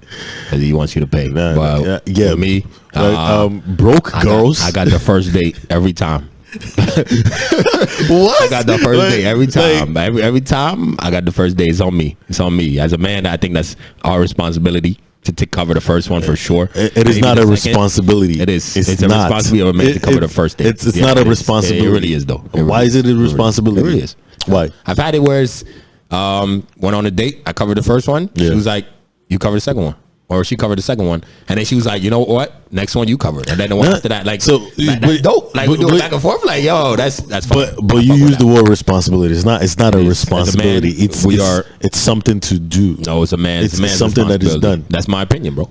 My opinion is it's a man's responsibility. Okay, I think before you go on a date, you kind of plan it, right? Yeah. So you kind of plan to have money for the date. But nobody talks about that. When's the last time you been on you were going on a date and you were like, what's the money? What's the money? Who's paying? You never talk about that. Nobody ever talks about that when they ask for a date. When they ask for a date? Yeah, because you plan for that. You plan to go on dates. For it as a man, and not all. And you plan to pay, but to be responsible. A lot of women are like, he asked me on a date, so he's going to pay. So you don't expect the woman to have funds in her pocket too? You ain't got to bring a dime on the first date. I got it. Nah, I think she should. No, of course you should have your own money, but I'm saying you don't have to. You like, for me, if I'm asking you on a date, on the first date, you don't have to spend a dime. I got it. Yeah, no. Like, we're not talking about like what she should or he should. We're talking about, what if she offers to? It's a good thing. Yeah, if she offers. Yeah. I appreciate you offering, but nah. Pay it up. You ain't paying. I got it. You could get the next one. Pay up. You get the next one. That means there will be a next one. That's your guarantee. To me, it's like, I got this one. You get the next one. If you like her, it'll be guarantee your second date. You could say that too. What? You could be like, you got the next one? I got the next one. Cheapskate. You cover the first one. Cheap. Don't be wine by the glass. That's cheapskate. You could be like, you know what? I got the next one. She could be like, sure. Nah. We don't do that over here. Ladies, first date. It's on me. I got you. I'm just saying, that's my opinion. I got you. I have no problem with a girl paying. I hear you. The first date, nah. Second date, yeah, she could pay. Yeah. Third date. Like, at the end of the day, whatever you want to do. No, at the end of the day, she could pay, she can pay, but just the offering to pay is what's dope. Because right now is it's about the equality, everything. Yeah, for all that. So let's not go about equality. Let's go about no. But I'm just saying, no. But a lot of women feel like they're independent, so they need to show they're able to. What they don't need to, they want to show sometimes that I got this. It is what it is. You don't have to get it every time. Oh yeah, I could respect the woman that. Yeah, and I completely respect that. Yeah, I respect could definitely that. do that. The ones I don't respect is the one that never reach for their purse. Yeah, they never reach for their purse. Yes, reach for the purse, yo. That's all I'm saying. Reach for your goddamn purse. Like some of these girls out here don't even reach for the purse. Like, god damn, reach. Just reach. I'm not even asking you to pay. Reach. On the third date, reach. Just reach. You better put your purse on the table. Instead of your elbows, put your purse on the table. For me, you better not even reach on the first date. Nah, stupid. No, I'm kidding. I'm kidding about that. But I just feel it's just being self-confident, right? Being like, it's gonna show me that you care about what you're into. You enjoy the communion, just the date alone. Yeah, that's what he tells me. But I don't mind if she offers. She can offer. She can offer. If she offers, then she has staying power. She can stay. She can stay. Yeah. All right, man. I mean, like for Nick, you could pay. For me, first one's always on me. First one is always on me. I take that one. But yeah, I mean, with that being said, though, I guess what are you trying to get into for the next topic? Because the reason why people should pursue ownership rather than working for someone their whole lives. All right, so we started this thing off from the Corona and shit. So this is black owned. For anybody that doesn't know, it's black owned. This is our own thing. We started this. We own the name. We the logo, all that stuff. For even like with me, I don't want to be working for somebody like my whole life and shit. Is having your own thing. It goes a big way because any money coming in is yours. You know what I mean? Yeah. And you basically get the greater pie of it, whereas then you're working for somebody else and you're getting the smallest portion.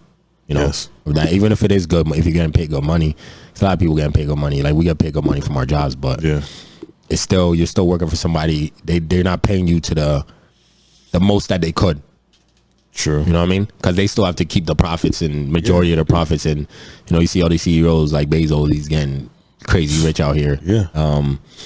But billions. Yeah, trillions. when it comes to when it's your own thing, it makes a difference because it's like you own it all. And it's just being proud of what you have. I know some people, they build a business just so they can sell it off, get the money. You know what I'm saying? Like you build it to where it's like able to be sold and you can just get the money off that and you can, live off that or start something new. Start something else. You know what I'm saying? Like for people like that, entrepreneurs, shout out to you guys.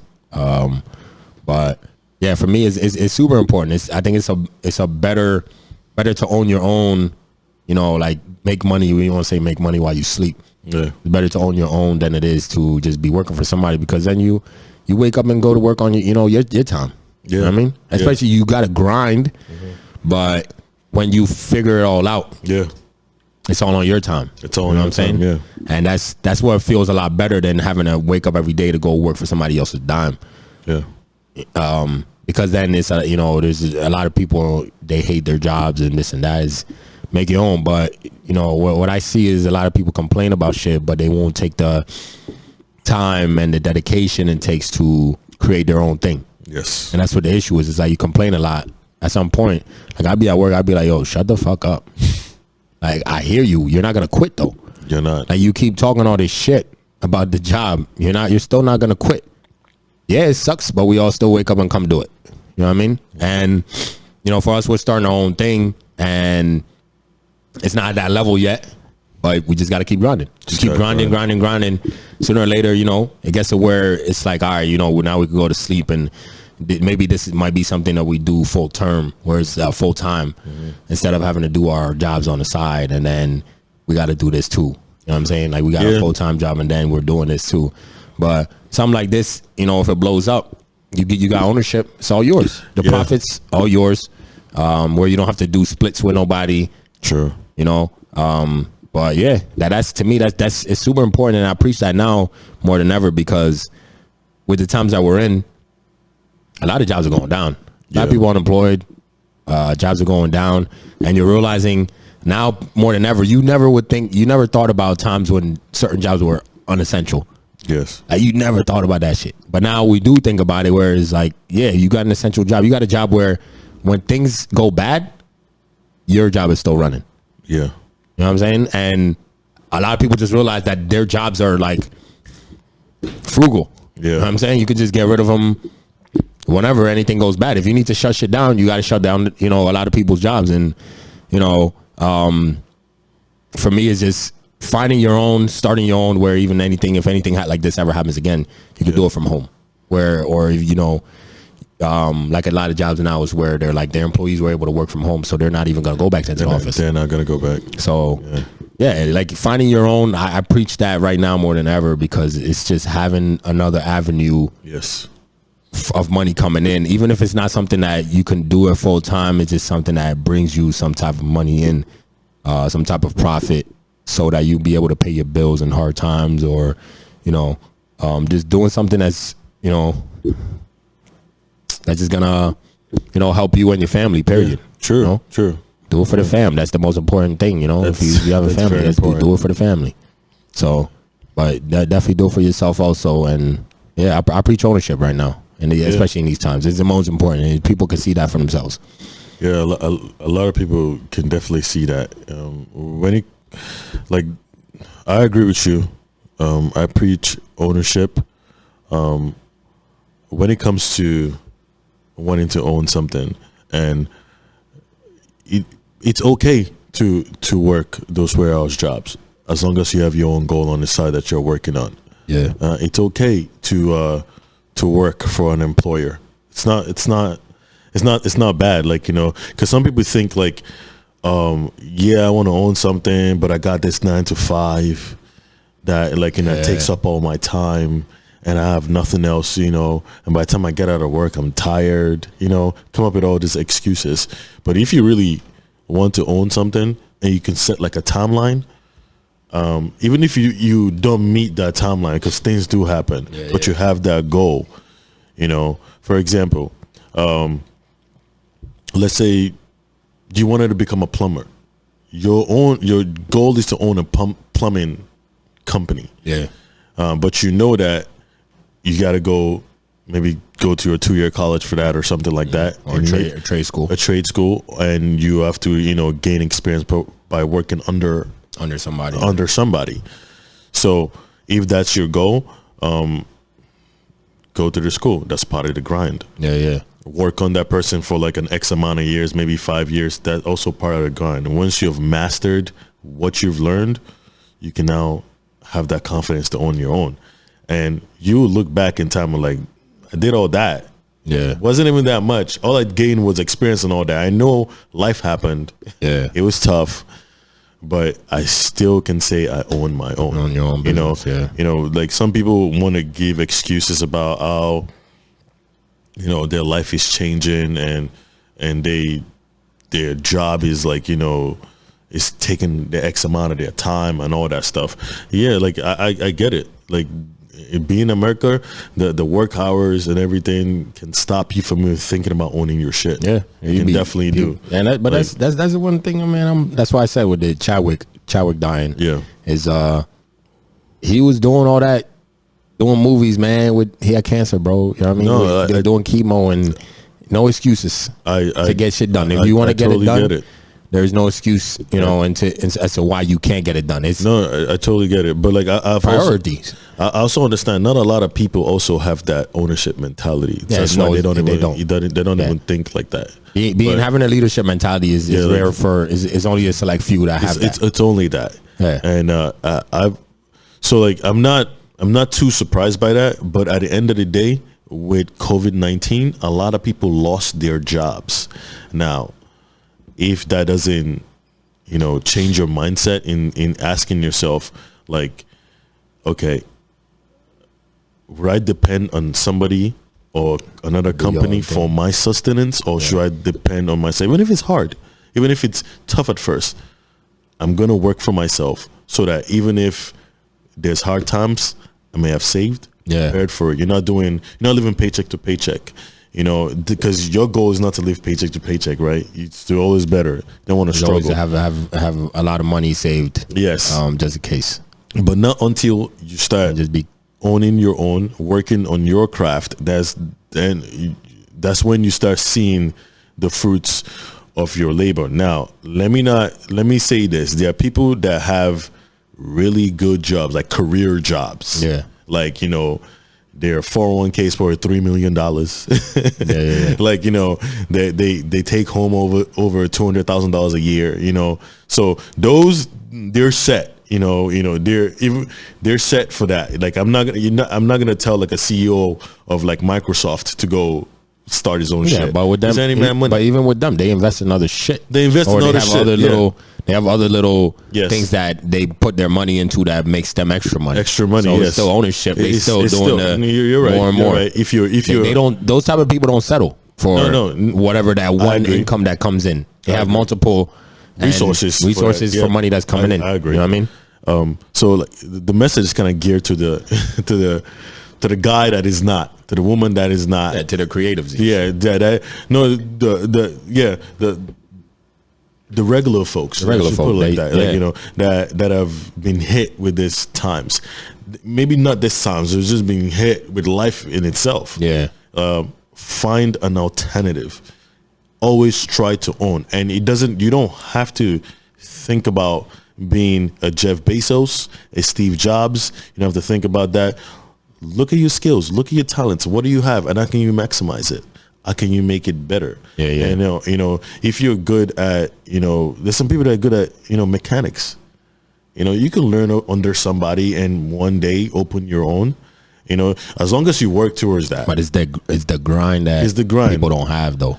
As like you said, not everyone is meant. You know, not everyone is built to work hard. But the thing is, you know, if you're somebody who has friends that grind, or you have friends that you know will put in work, you should invite them to come in and help you and do whatever you got to do. But not a lot of friends will accept that. No, in the sense that I'm saying, you have to have a special type of friends for them to see. But there's some people do have those type of friends, and they still don't capitalize off it. You know what I'm saying? Like if you have a friend that could do certain shit, your one friend can make you the logo and business card. Another friend can help you with the business part of it, or you know somebody could cover doing this and that, or you have a friend that's also a mechanic, like your thing. If you're a mechanic and you have another friend that's also a mechanic, you should be like, yo, you know what? How about we just start our own shit? Let's work together. Start our own shit. You know, think about a name for it. Blah blah. Well, let's say we'll start it in one somebody's garage. We start in somebody's garage, and then we'll start from there. Yes, you know what I mean. There's a way to do it. No, that's the way to do it. Yeah, the grind is like you got to give up whatever extra time you have. You got to give it up to that. Yeah, and that's what people aren't willing to do. And it's not that they don't want to do it. They just aren't willing to give up other things that they have going on, like in their life, like hanging out with friends and da da da da. No, I totally understand. Or that's what sometimes if you have a loved one, sometimes they should help. No, they can, whatever way they can, because they should help.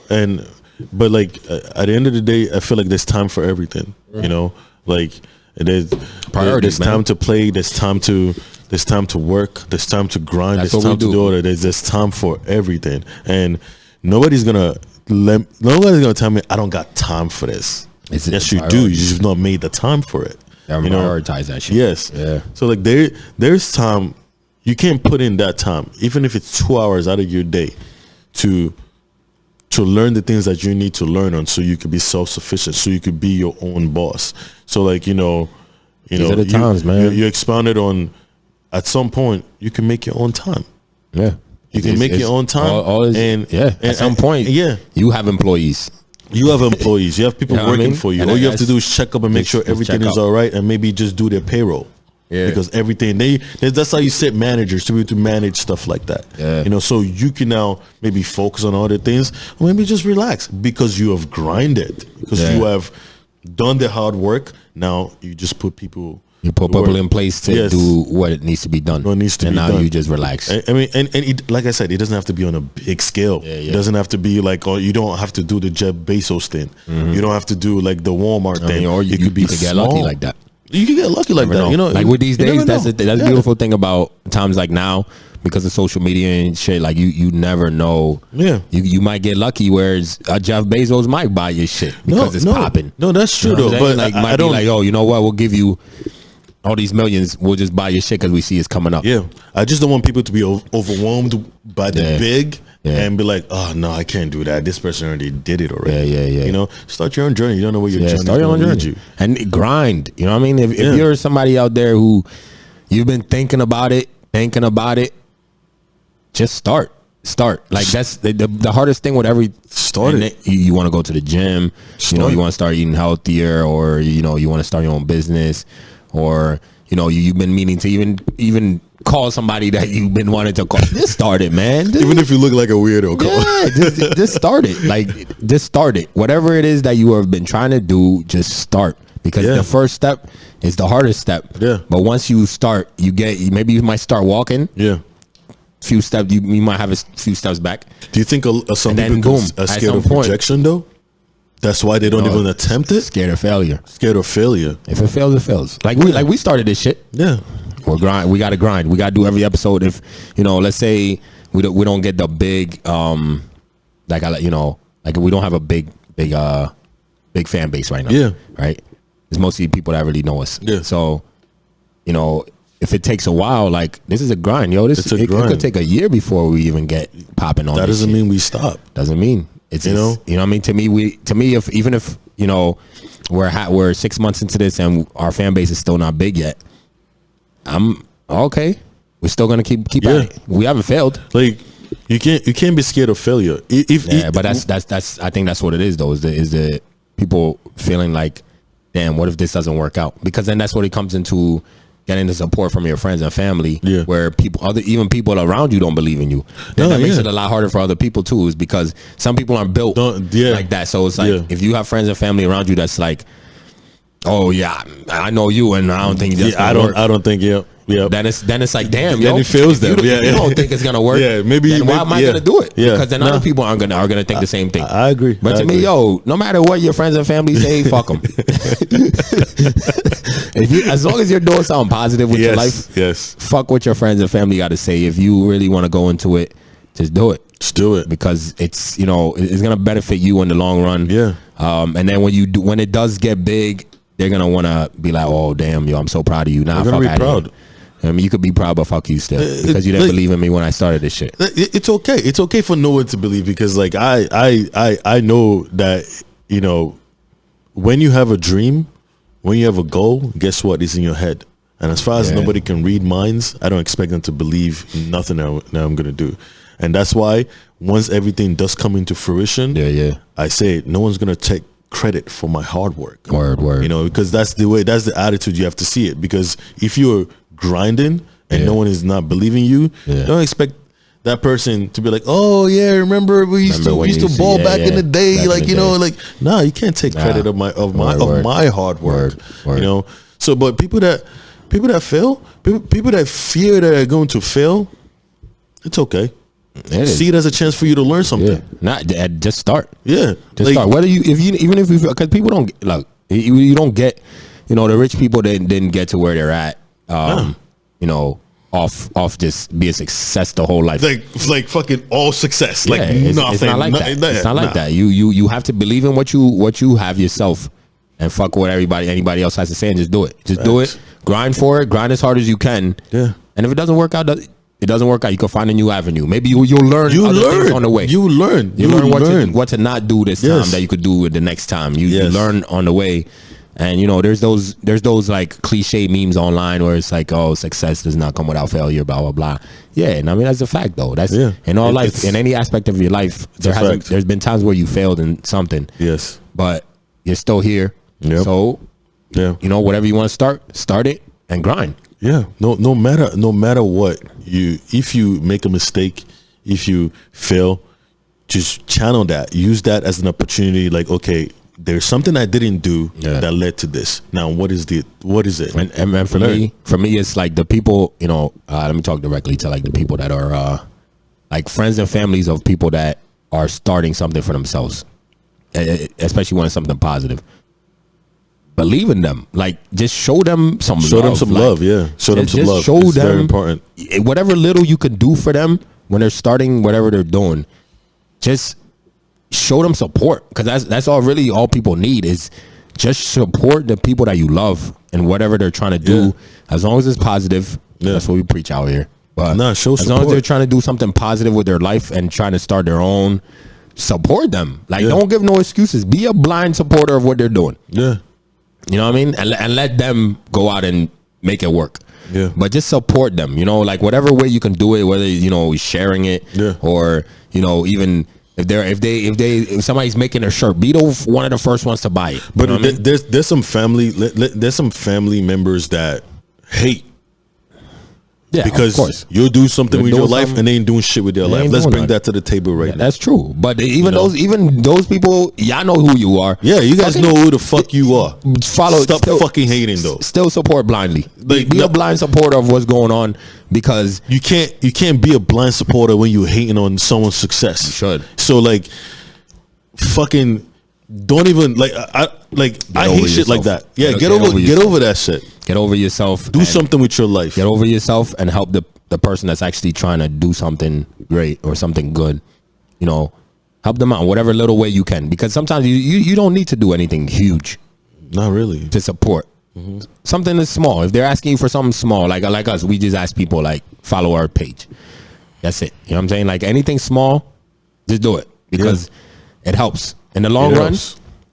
It helps, just even in the back of the person's mind, knowing I do got family and friends who they support in any way that they can. Any way that they can. It's not no big thing. You don't have to do anything crazy. No. But just support your people, man. That shit's important out here, man. Because a lot of people don't have the self-confidence to be doing shit in the first place. So if you get the support from your friends and family, it goes a long way. It goes a long way. And you imagine if everybody is doubting and hating on you and you actually become successful, would you have that kind of mindset or that kind of soft heart to be like, you know what, fuck whatever they said, I'm still gonna help them out? Most people don't even do that. They be like, fuck it, y'all didn't believe in me, fuck y'all, I'm doing my own thing. That's the mindset you gotta have. Rocks. That's the mindset you gotta have. You know what I mean? And for the people that are starting their own stuff, be annoying. That's what I say. If you want to support some people and they're not giving to you, be aggressive. Go to the point. Get to the point where you are annoying as fuck. To the point where they have to help you in order to get you off their back. Just be annoying. Just go hard at what you have. Be super annoying. Yeah. Because that's what I think. Like for me, I do that. And we started this thing. Whenever I see anybody that's like, yo, you follow my page. I don't think you're being annoying. I think you're being aggressive. I am, and there's nothing wrong with being aggressive when you're grinding for what you want. Yeah, but I see somebody and I'm always like, yo, did you follow my page yet? Did you got what you got? You got an iPhone. Even if you're not gonna listen to the pod, I need you to rate it. You know what I mean? Get us on the list so that at least other people, out there can listen to us and maybe enjoy us. You know what I mean? So it's like to just be aggressive to the point where even if you got to be annoying, go be that too. You know what I mean? So for anybody who's out there starting their own thing, go for it, man. Yeah, wish you guys the best of luck, man. Wish you guys the best. We're doing our own thing, and it's hard out here. It ain't easy, but just go for it. You know what I mean? You have nothing to lose, really. You have nothing to lose. You might lose a little bit in the beginning, but you'll learn as you go along. You'll be all right. You'll be all right. You'll be fine. You'll be fine. When they say what doesn't kill you makes you stronger? Exactly. No, you'll be all right, man. You'll be all right. So right now, we just got to go into our last segment, which is the Have You Heard? Yeah. So you want to run it this week? Megan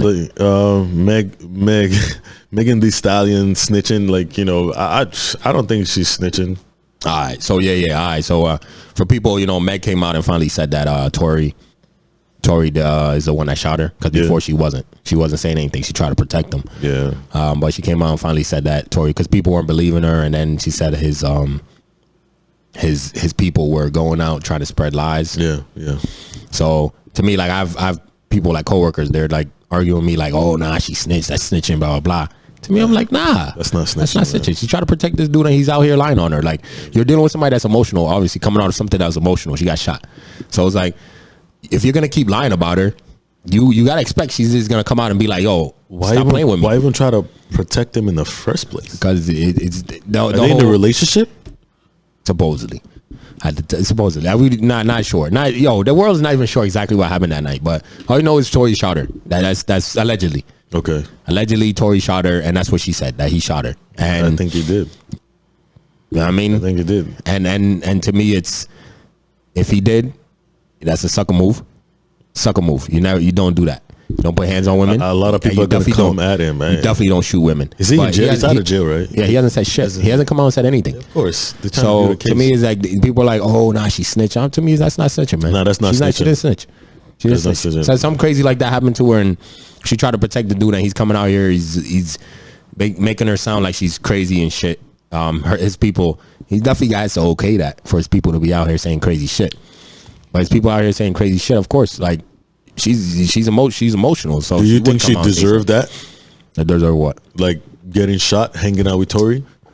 Fam, there's nothing unless a woman has a gun to your head or a gun to you. No, because we don't even know what happened to that car. So like, no. But what I'm saying is, hell no, she didn't deserve to be shot. There's nothing she could have done in that car other than pointing a gun at him. She didn't point a gun at him. I think I read an article that she might have put a knife out on him. You still don't shoot a woman. She was walking away and she got shot. So a woman pulls a gun on you, she don't shoot her because she's a woman? What, a gun on me? Yeah. I said a gun is different. If she's threatening your life. Even if she had a knife and you had a gun. On me? Why did you shoot her with a gun for? If she's walking away? No, not away. He shot her while she was walking. Not walking away. I'm talking about attacking you. Scenario. Attacking you. I don't need a gun. Why would I use a gun to shoot her? So you have a gun. Try to disarm her, man. Disarm. But he's 5'2", though. I understand. He's 5'2". She's like 6'10". Nah, she's like 5'10". But still, she's still fucking. And he's like 5'2". He's 5. He's that small? Yeah, he's little. Really? He's a baby. Wow. Yeah. So like, what? He was mad. He was mad at his mama or some shit. Like, I don't know. Nobody knows what happened. But to me, I just. I have to, man. I don't know, man. I don't think she was snitching because maybe she could have lost her life. Yeah. At that point, we would not even be talking about snitching at this if she would have lost her life or lost her leg. That's what I'm saying. So that's what I'm saying. But then people were saying like, oh, if she was gonna tell, she should have just told right away when the cops came. She should have. Yes. She was trying to protect Duke. She trying from what? You don't know their relationship dynamic, so I can't. Black woman protecting a black man, he should have protected her. That's right. That's an abuser that used a weapon. He's a sucker. Like that's move. It's not like it was a slap. Yeah. Yeah. That's a sucker move, He pulled a gun. He did. It's different. It's completely different. Any other projectile could have hit her in the stomach, hit her in the chest, in the head. But to me, she's not a snitch for coming out and saying because he was trying to drag her and so yeah. I don't think she was a snitch. Yeah, right. Not at all. Let's do it. Beyonce. She donated $1 million to businesses, to small businesses and small businesses. Yo B. We're a small business. You know what I mean? You could send us some bread. Yeah. Shout out to Beyonce, send us some bread. Yeah, shout out to Beyonce. You know what I mean? We're new up and coming, so we could use some bread. But I think that's really dope though. Like I'm a Beyonce fan. $1 million I fuck though? with it. Yeah. Oh, $1 million is not that much. No. But when small businesses would like what kind of small businesses? Small businesses, small black owned businesses and shit. Like well, I think small businesses. Period. I don't think it's black owned. I don't think it's strictly just black owned. Yeah. But for a small business, you don't use too much money. Like my job, when they were buying the gift cards from small businesses in the area, small business restaurants, they were giving them I think probably like 12 to 15 grand. Okay, so it wasn't it's not like they're giving like 100,000 or something. Yeah, no, it's just something to make sure you're still surviving. Okay. You know what I'm saying? Which is a million, bro. It's fair. Just think about 500,000. No, it's fair. Just think about that. It's fair. And you give it out to a bunch of people. It's $500,000. That's still spread that out to a couple. Give them like 20 grand each. Yeah, that's a lot of money to a lot of businesses. It's fair. You're helping a lot of people. So shout out to Beyonce. Yeah. For whatever for what she's doing with giving out the money to donating the money. For rich people, that's just a tax break. But it's still dope at the end of the day because you're still helping out. And we would take a cut if you're trying to toss us some. Whatever we got to do to get some of that bread, about to look into it. Because that could help us big time. We got to get some brand new mics and shit. Word, man. Some headphones or something. Some new headphones, you know what I mean?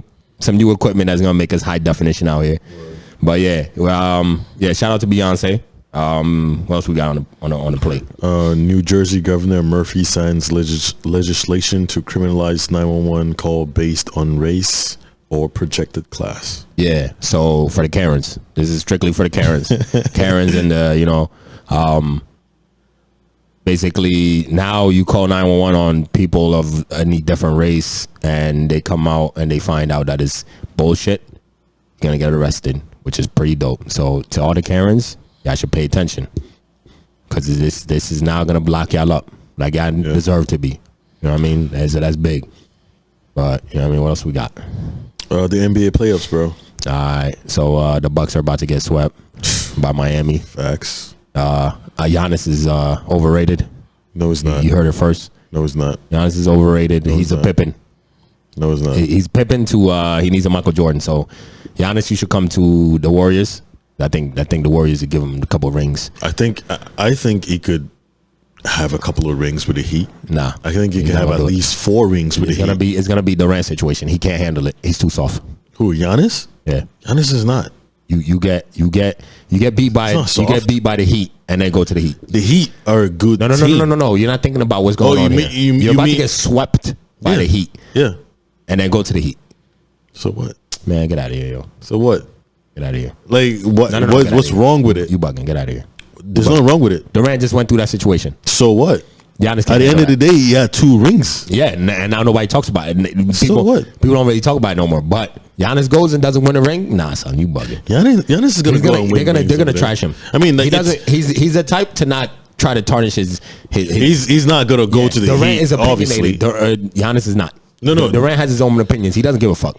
He's like, I'll do what I want.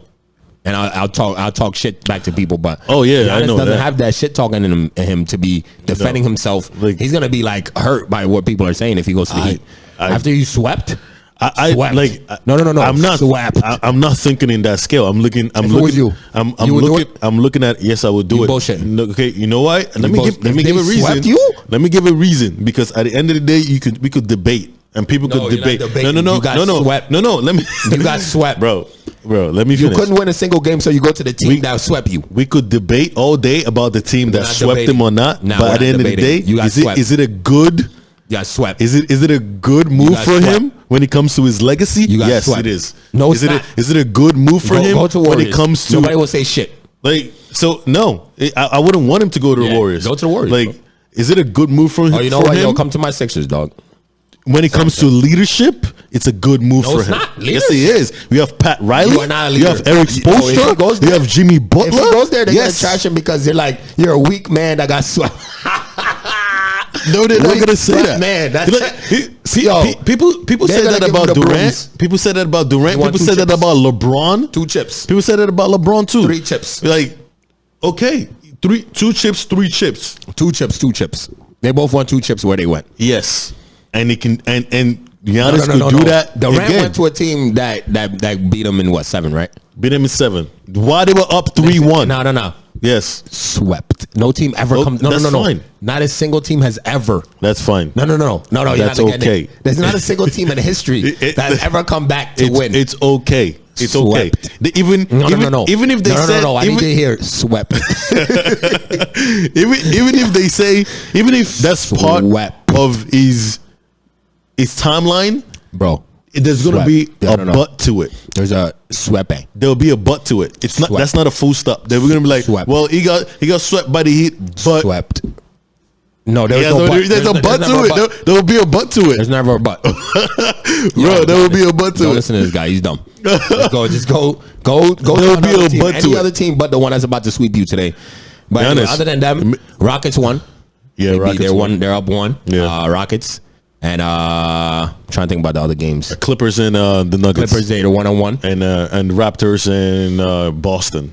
Raptors and Boston 2-2 right 2-2. Yep. Clippers are 1-1. Yeah. Rockets 1-1 against the Lakers. And what's the other game? The Boston, we just talked. Oh, wow. So I guess that's no. But what do you think about that Boston Raptors? That's gonna be a good matchup? series. I think that's gonna go to 7. It's gonna go to 7. Gonna go to 7. That's gonna be a good series. Who you got? Really good. Who you got? I got Boston.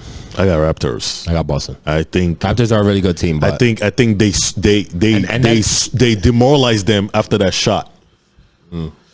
After that shot, 0.5 seconds, bro. it happens. 0.5 seconds. The last time anybody did that was Derek Fisher when he played for the Lakers. Your memory has to be like a quarterback. Forget about it. Nah, there's some play sports. Forget about it. There's some plays that happens that kills a team. Yo, those are the weak players. The third game, the Bucks lost. Fuck their old mindset up. Nah, but you're done. 3-0. Nobody comes back. Nobody comes. That game winning is like 100 and something games. Oh, and 129 teams have won. Nobody's ever come back from 03. No, nobody has ever come back. Single team. I mean, no team comes back from 03. So nah, yeah, nah, we off that. But all right, let's get into some road series before we go our quotables. We want to say rest in peace to Deon K.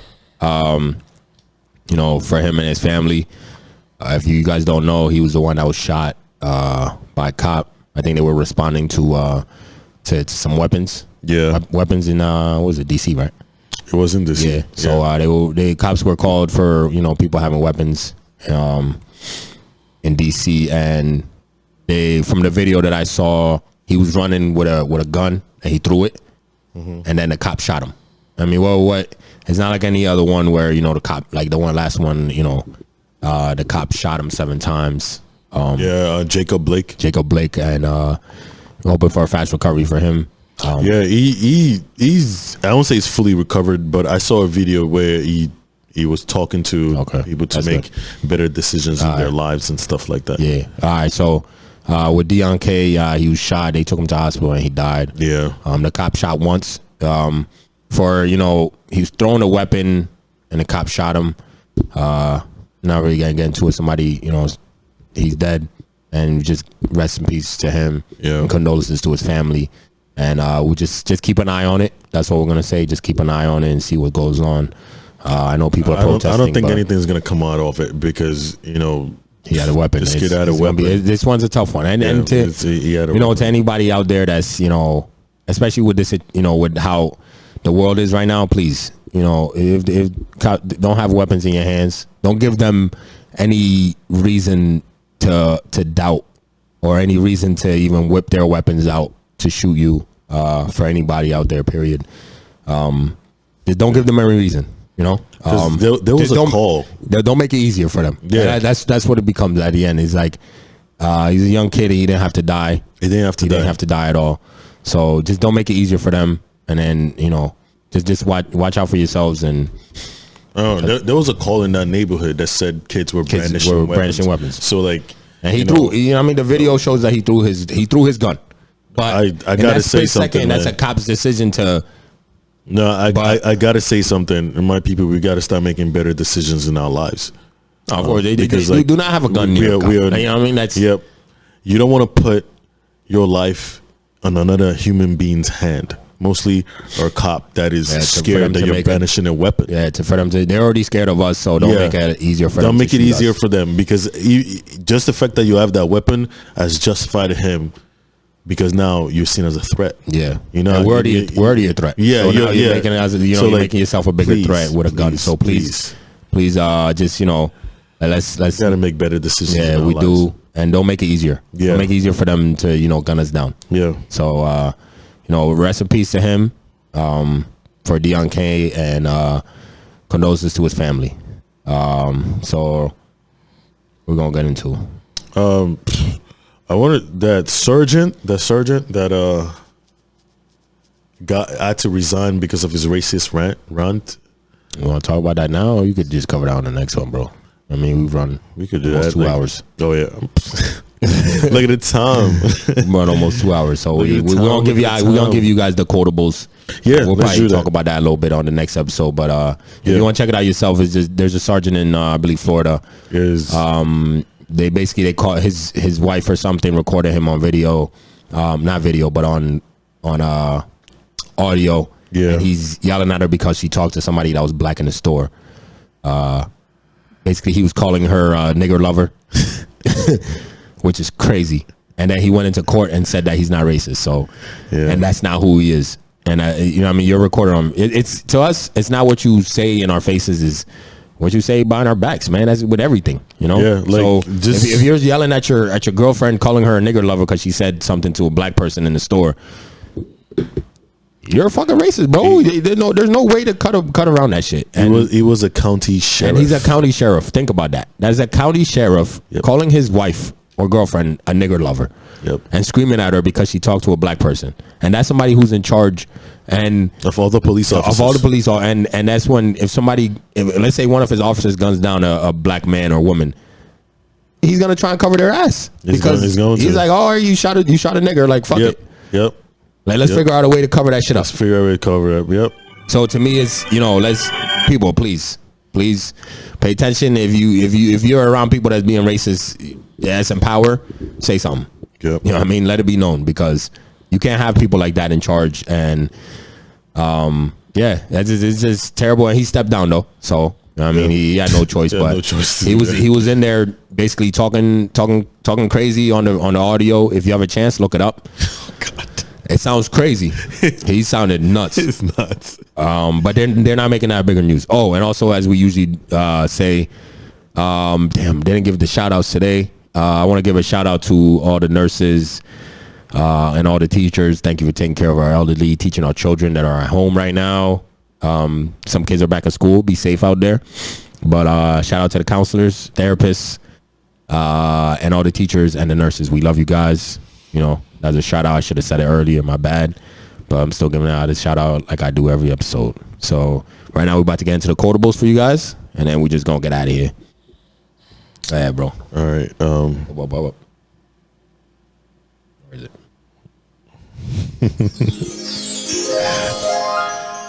This is from an unknown.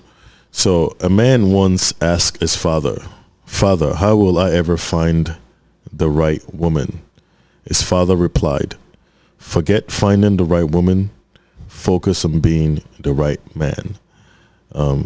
I'm not trying to talk on when it comes to relationship. I'm just talking to, you know, men, that we have to focus on being the right person. Not for anybody, but just focus on doing what is good. Focus on doing what is right. Focus on doing what is, you know, what is right for ourselves. And, you know, because I feel sad when I see like the killing of like an 18-year-old. That's a child to me that could have this full life, you know. Yeah, so we have to focus on doing what is right. You gotta say that people, you know, if people want to dig into people's past when all these things happen, is, you know, give people an opportunity to change their lives. No matter, you know, what they did, if they're trying to change their life, they have the opportunity to. Yeah, especially you're cutting life short. Yeah. You don't know what that person could end up doing later in their life. You know what I'm saying? That's, to me, that's a father right there. That's a potential father right there. He could accomplish anything if he wasn't already a father. So yeah, I mean, he could accomplish anything. You just got to give people the opportunity. You know, we're all, man, teenager. I was fucking shithead. Yeah. So you know what I mean? A better person today. You know, but yeah. That was my quotable. All right. For me, like I told y'all, it's not gonna be something that's like Nostradamus every week. I'm not gonna come in here and give y'all, you know, the something to improve your lives. Sometimes I just come in here and give y'all the quote that is just dope to me. Like if I listen to a song, say your stuff. Yeah, if I'm listening to a song, something that can make y'all laugh, something that can make you cry, like I'm gonna bring it in all the quotes. I'm not gonna give y'all the inspirational shit every week, because Nick could give you guys that. I'm good. I come in here with some of the best stuff. You could get the quotables, the real, you know, inspirational quotables from Nick. But me, I'll just give you some funny stuff and just things that I think are dope. So I'm gonna give y'all the one of the best, just a piece of a verse, one of my favorite verses from one of my favorite rap songs, my favorite rap group, the Clips. This is just a couple, like probably 4 bars from Malice, from the Clips. Damn, I wish I had a beat right now, but you know what I mean, it's all good. It goes, the The wool's removed, and now I see my leg was pulled. The joke's on me. So heartbreaking, like loving a whore. Might hurt you once, but never no more. Hope y'all heard that. Repeat it. I'll repeat it for y'all. So it goes. The wool's removed, and now I see. My leg was pulled. The joke's on me. So heartbreaking, like loving a whore. Might hurt you once, but never no more. And that's by Malice from the Clips. That's my favorite rap group. Malice don't rap no more because he's into church now. He was a pastor now or something. He confessed all his sins to his wife. He told all his nasty things he was doing while he was a rapper on the tour bus. Yeah, all the nasty shit. He confessed everything to her, and now he's on a brighter. That's what I was saying. Like, people will change their life. You know what I'm saying? Yeah. Now he's on a brighter path. Shout out to Malice. Still my favorite group out here. Actually, probably. Yeah, they still my favorite group. But Pusha is my guy though. He's probably one of my favorite rappers. But yeah, that's one of my favorite songs, and that's just a piece of one of my favorite bars from Malice. So yeah, with that being said, man, we're gonna get out of here. Thank you guys for joining us for another week. Thank you. If you haven't already, please comment, like, subscribe. If you're watching us on YouTube, we appreciate that. Just comment down below. Leave a comment. Subscribe. Hit the bell. So you can get notifications every time we post. Mm-hmm. And if you're on Apple Podcasts, please subscribe to us. Rate us, and also write a review. That goes a long way, because when you guys do that, it takes us up the list, and it allows other people to see us. Yep. So please tell your friends and family, anybody that you know that has an iPhone, rate us and write a review on us. Please give us 5 stars. You know what I mean? Don't be an ass. Yeah. Give us 5 stars, and let us go up the list. We really appreciate it. Yeah. We just need other people to start listening to us, so please do that for us, and we appreciate it. If you have Spotify, listen to us. If you have Anchor, if you have Google Podcasts, all your favorite DSPs, we're on it. So look for us, the official Brunch Boys. Look for us on everything, and we'll bring to you each and every Monday. We'll bring you guys some of the dopest, and follow us on Instagram. That's very important. Yep. If you are a foodie, or if you know any foodies, because a lot of people do, tell them to follow our page, especially if you're in PA, if you're in Jersey, or if you're anywhere in the area around. Follow us. If you're in Philly too, follow us. And we put the best, some of the best picks up. Yeah. So definitely follow us. And we give you mimosa ideas for anybody who's into stuff. Yo, try this mimosa. Try this one. This one's pretty one of the best ones we've done so far. So with that being said, whatever you got in your life, even if you're in hardship right now, just try to make the best of it. And even if you are you're in a good place where you're like, you're gonna settle, don't settle. Multiply what you got. But if you're in a hardship right now, just try to make the best of it. Eventually you'll get out of it, and a couple years down the line, you'll look back and you'll be like, remember when we was doing that? You know what I'm saying? We're in a better place now. So always look forward, set goals for yourself, and achieve those. Thank you for joining us for another week. We appreciate you guys. We're gonna get out of here. Thank you so much. Thank you. All right. Bottomless mimosas. Yes, sir. We're out of here.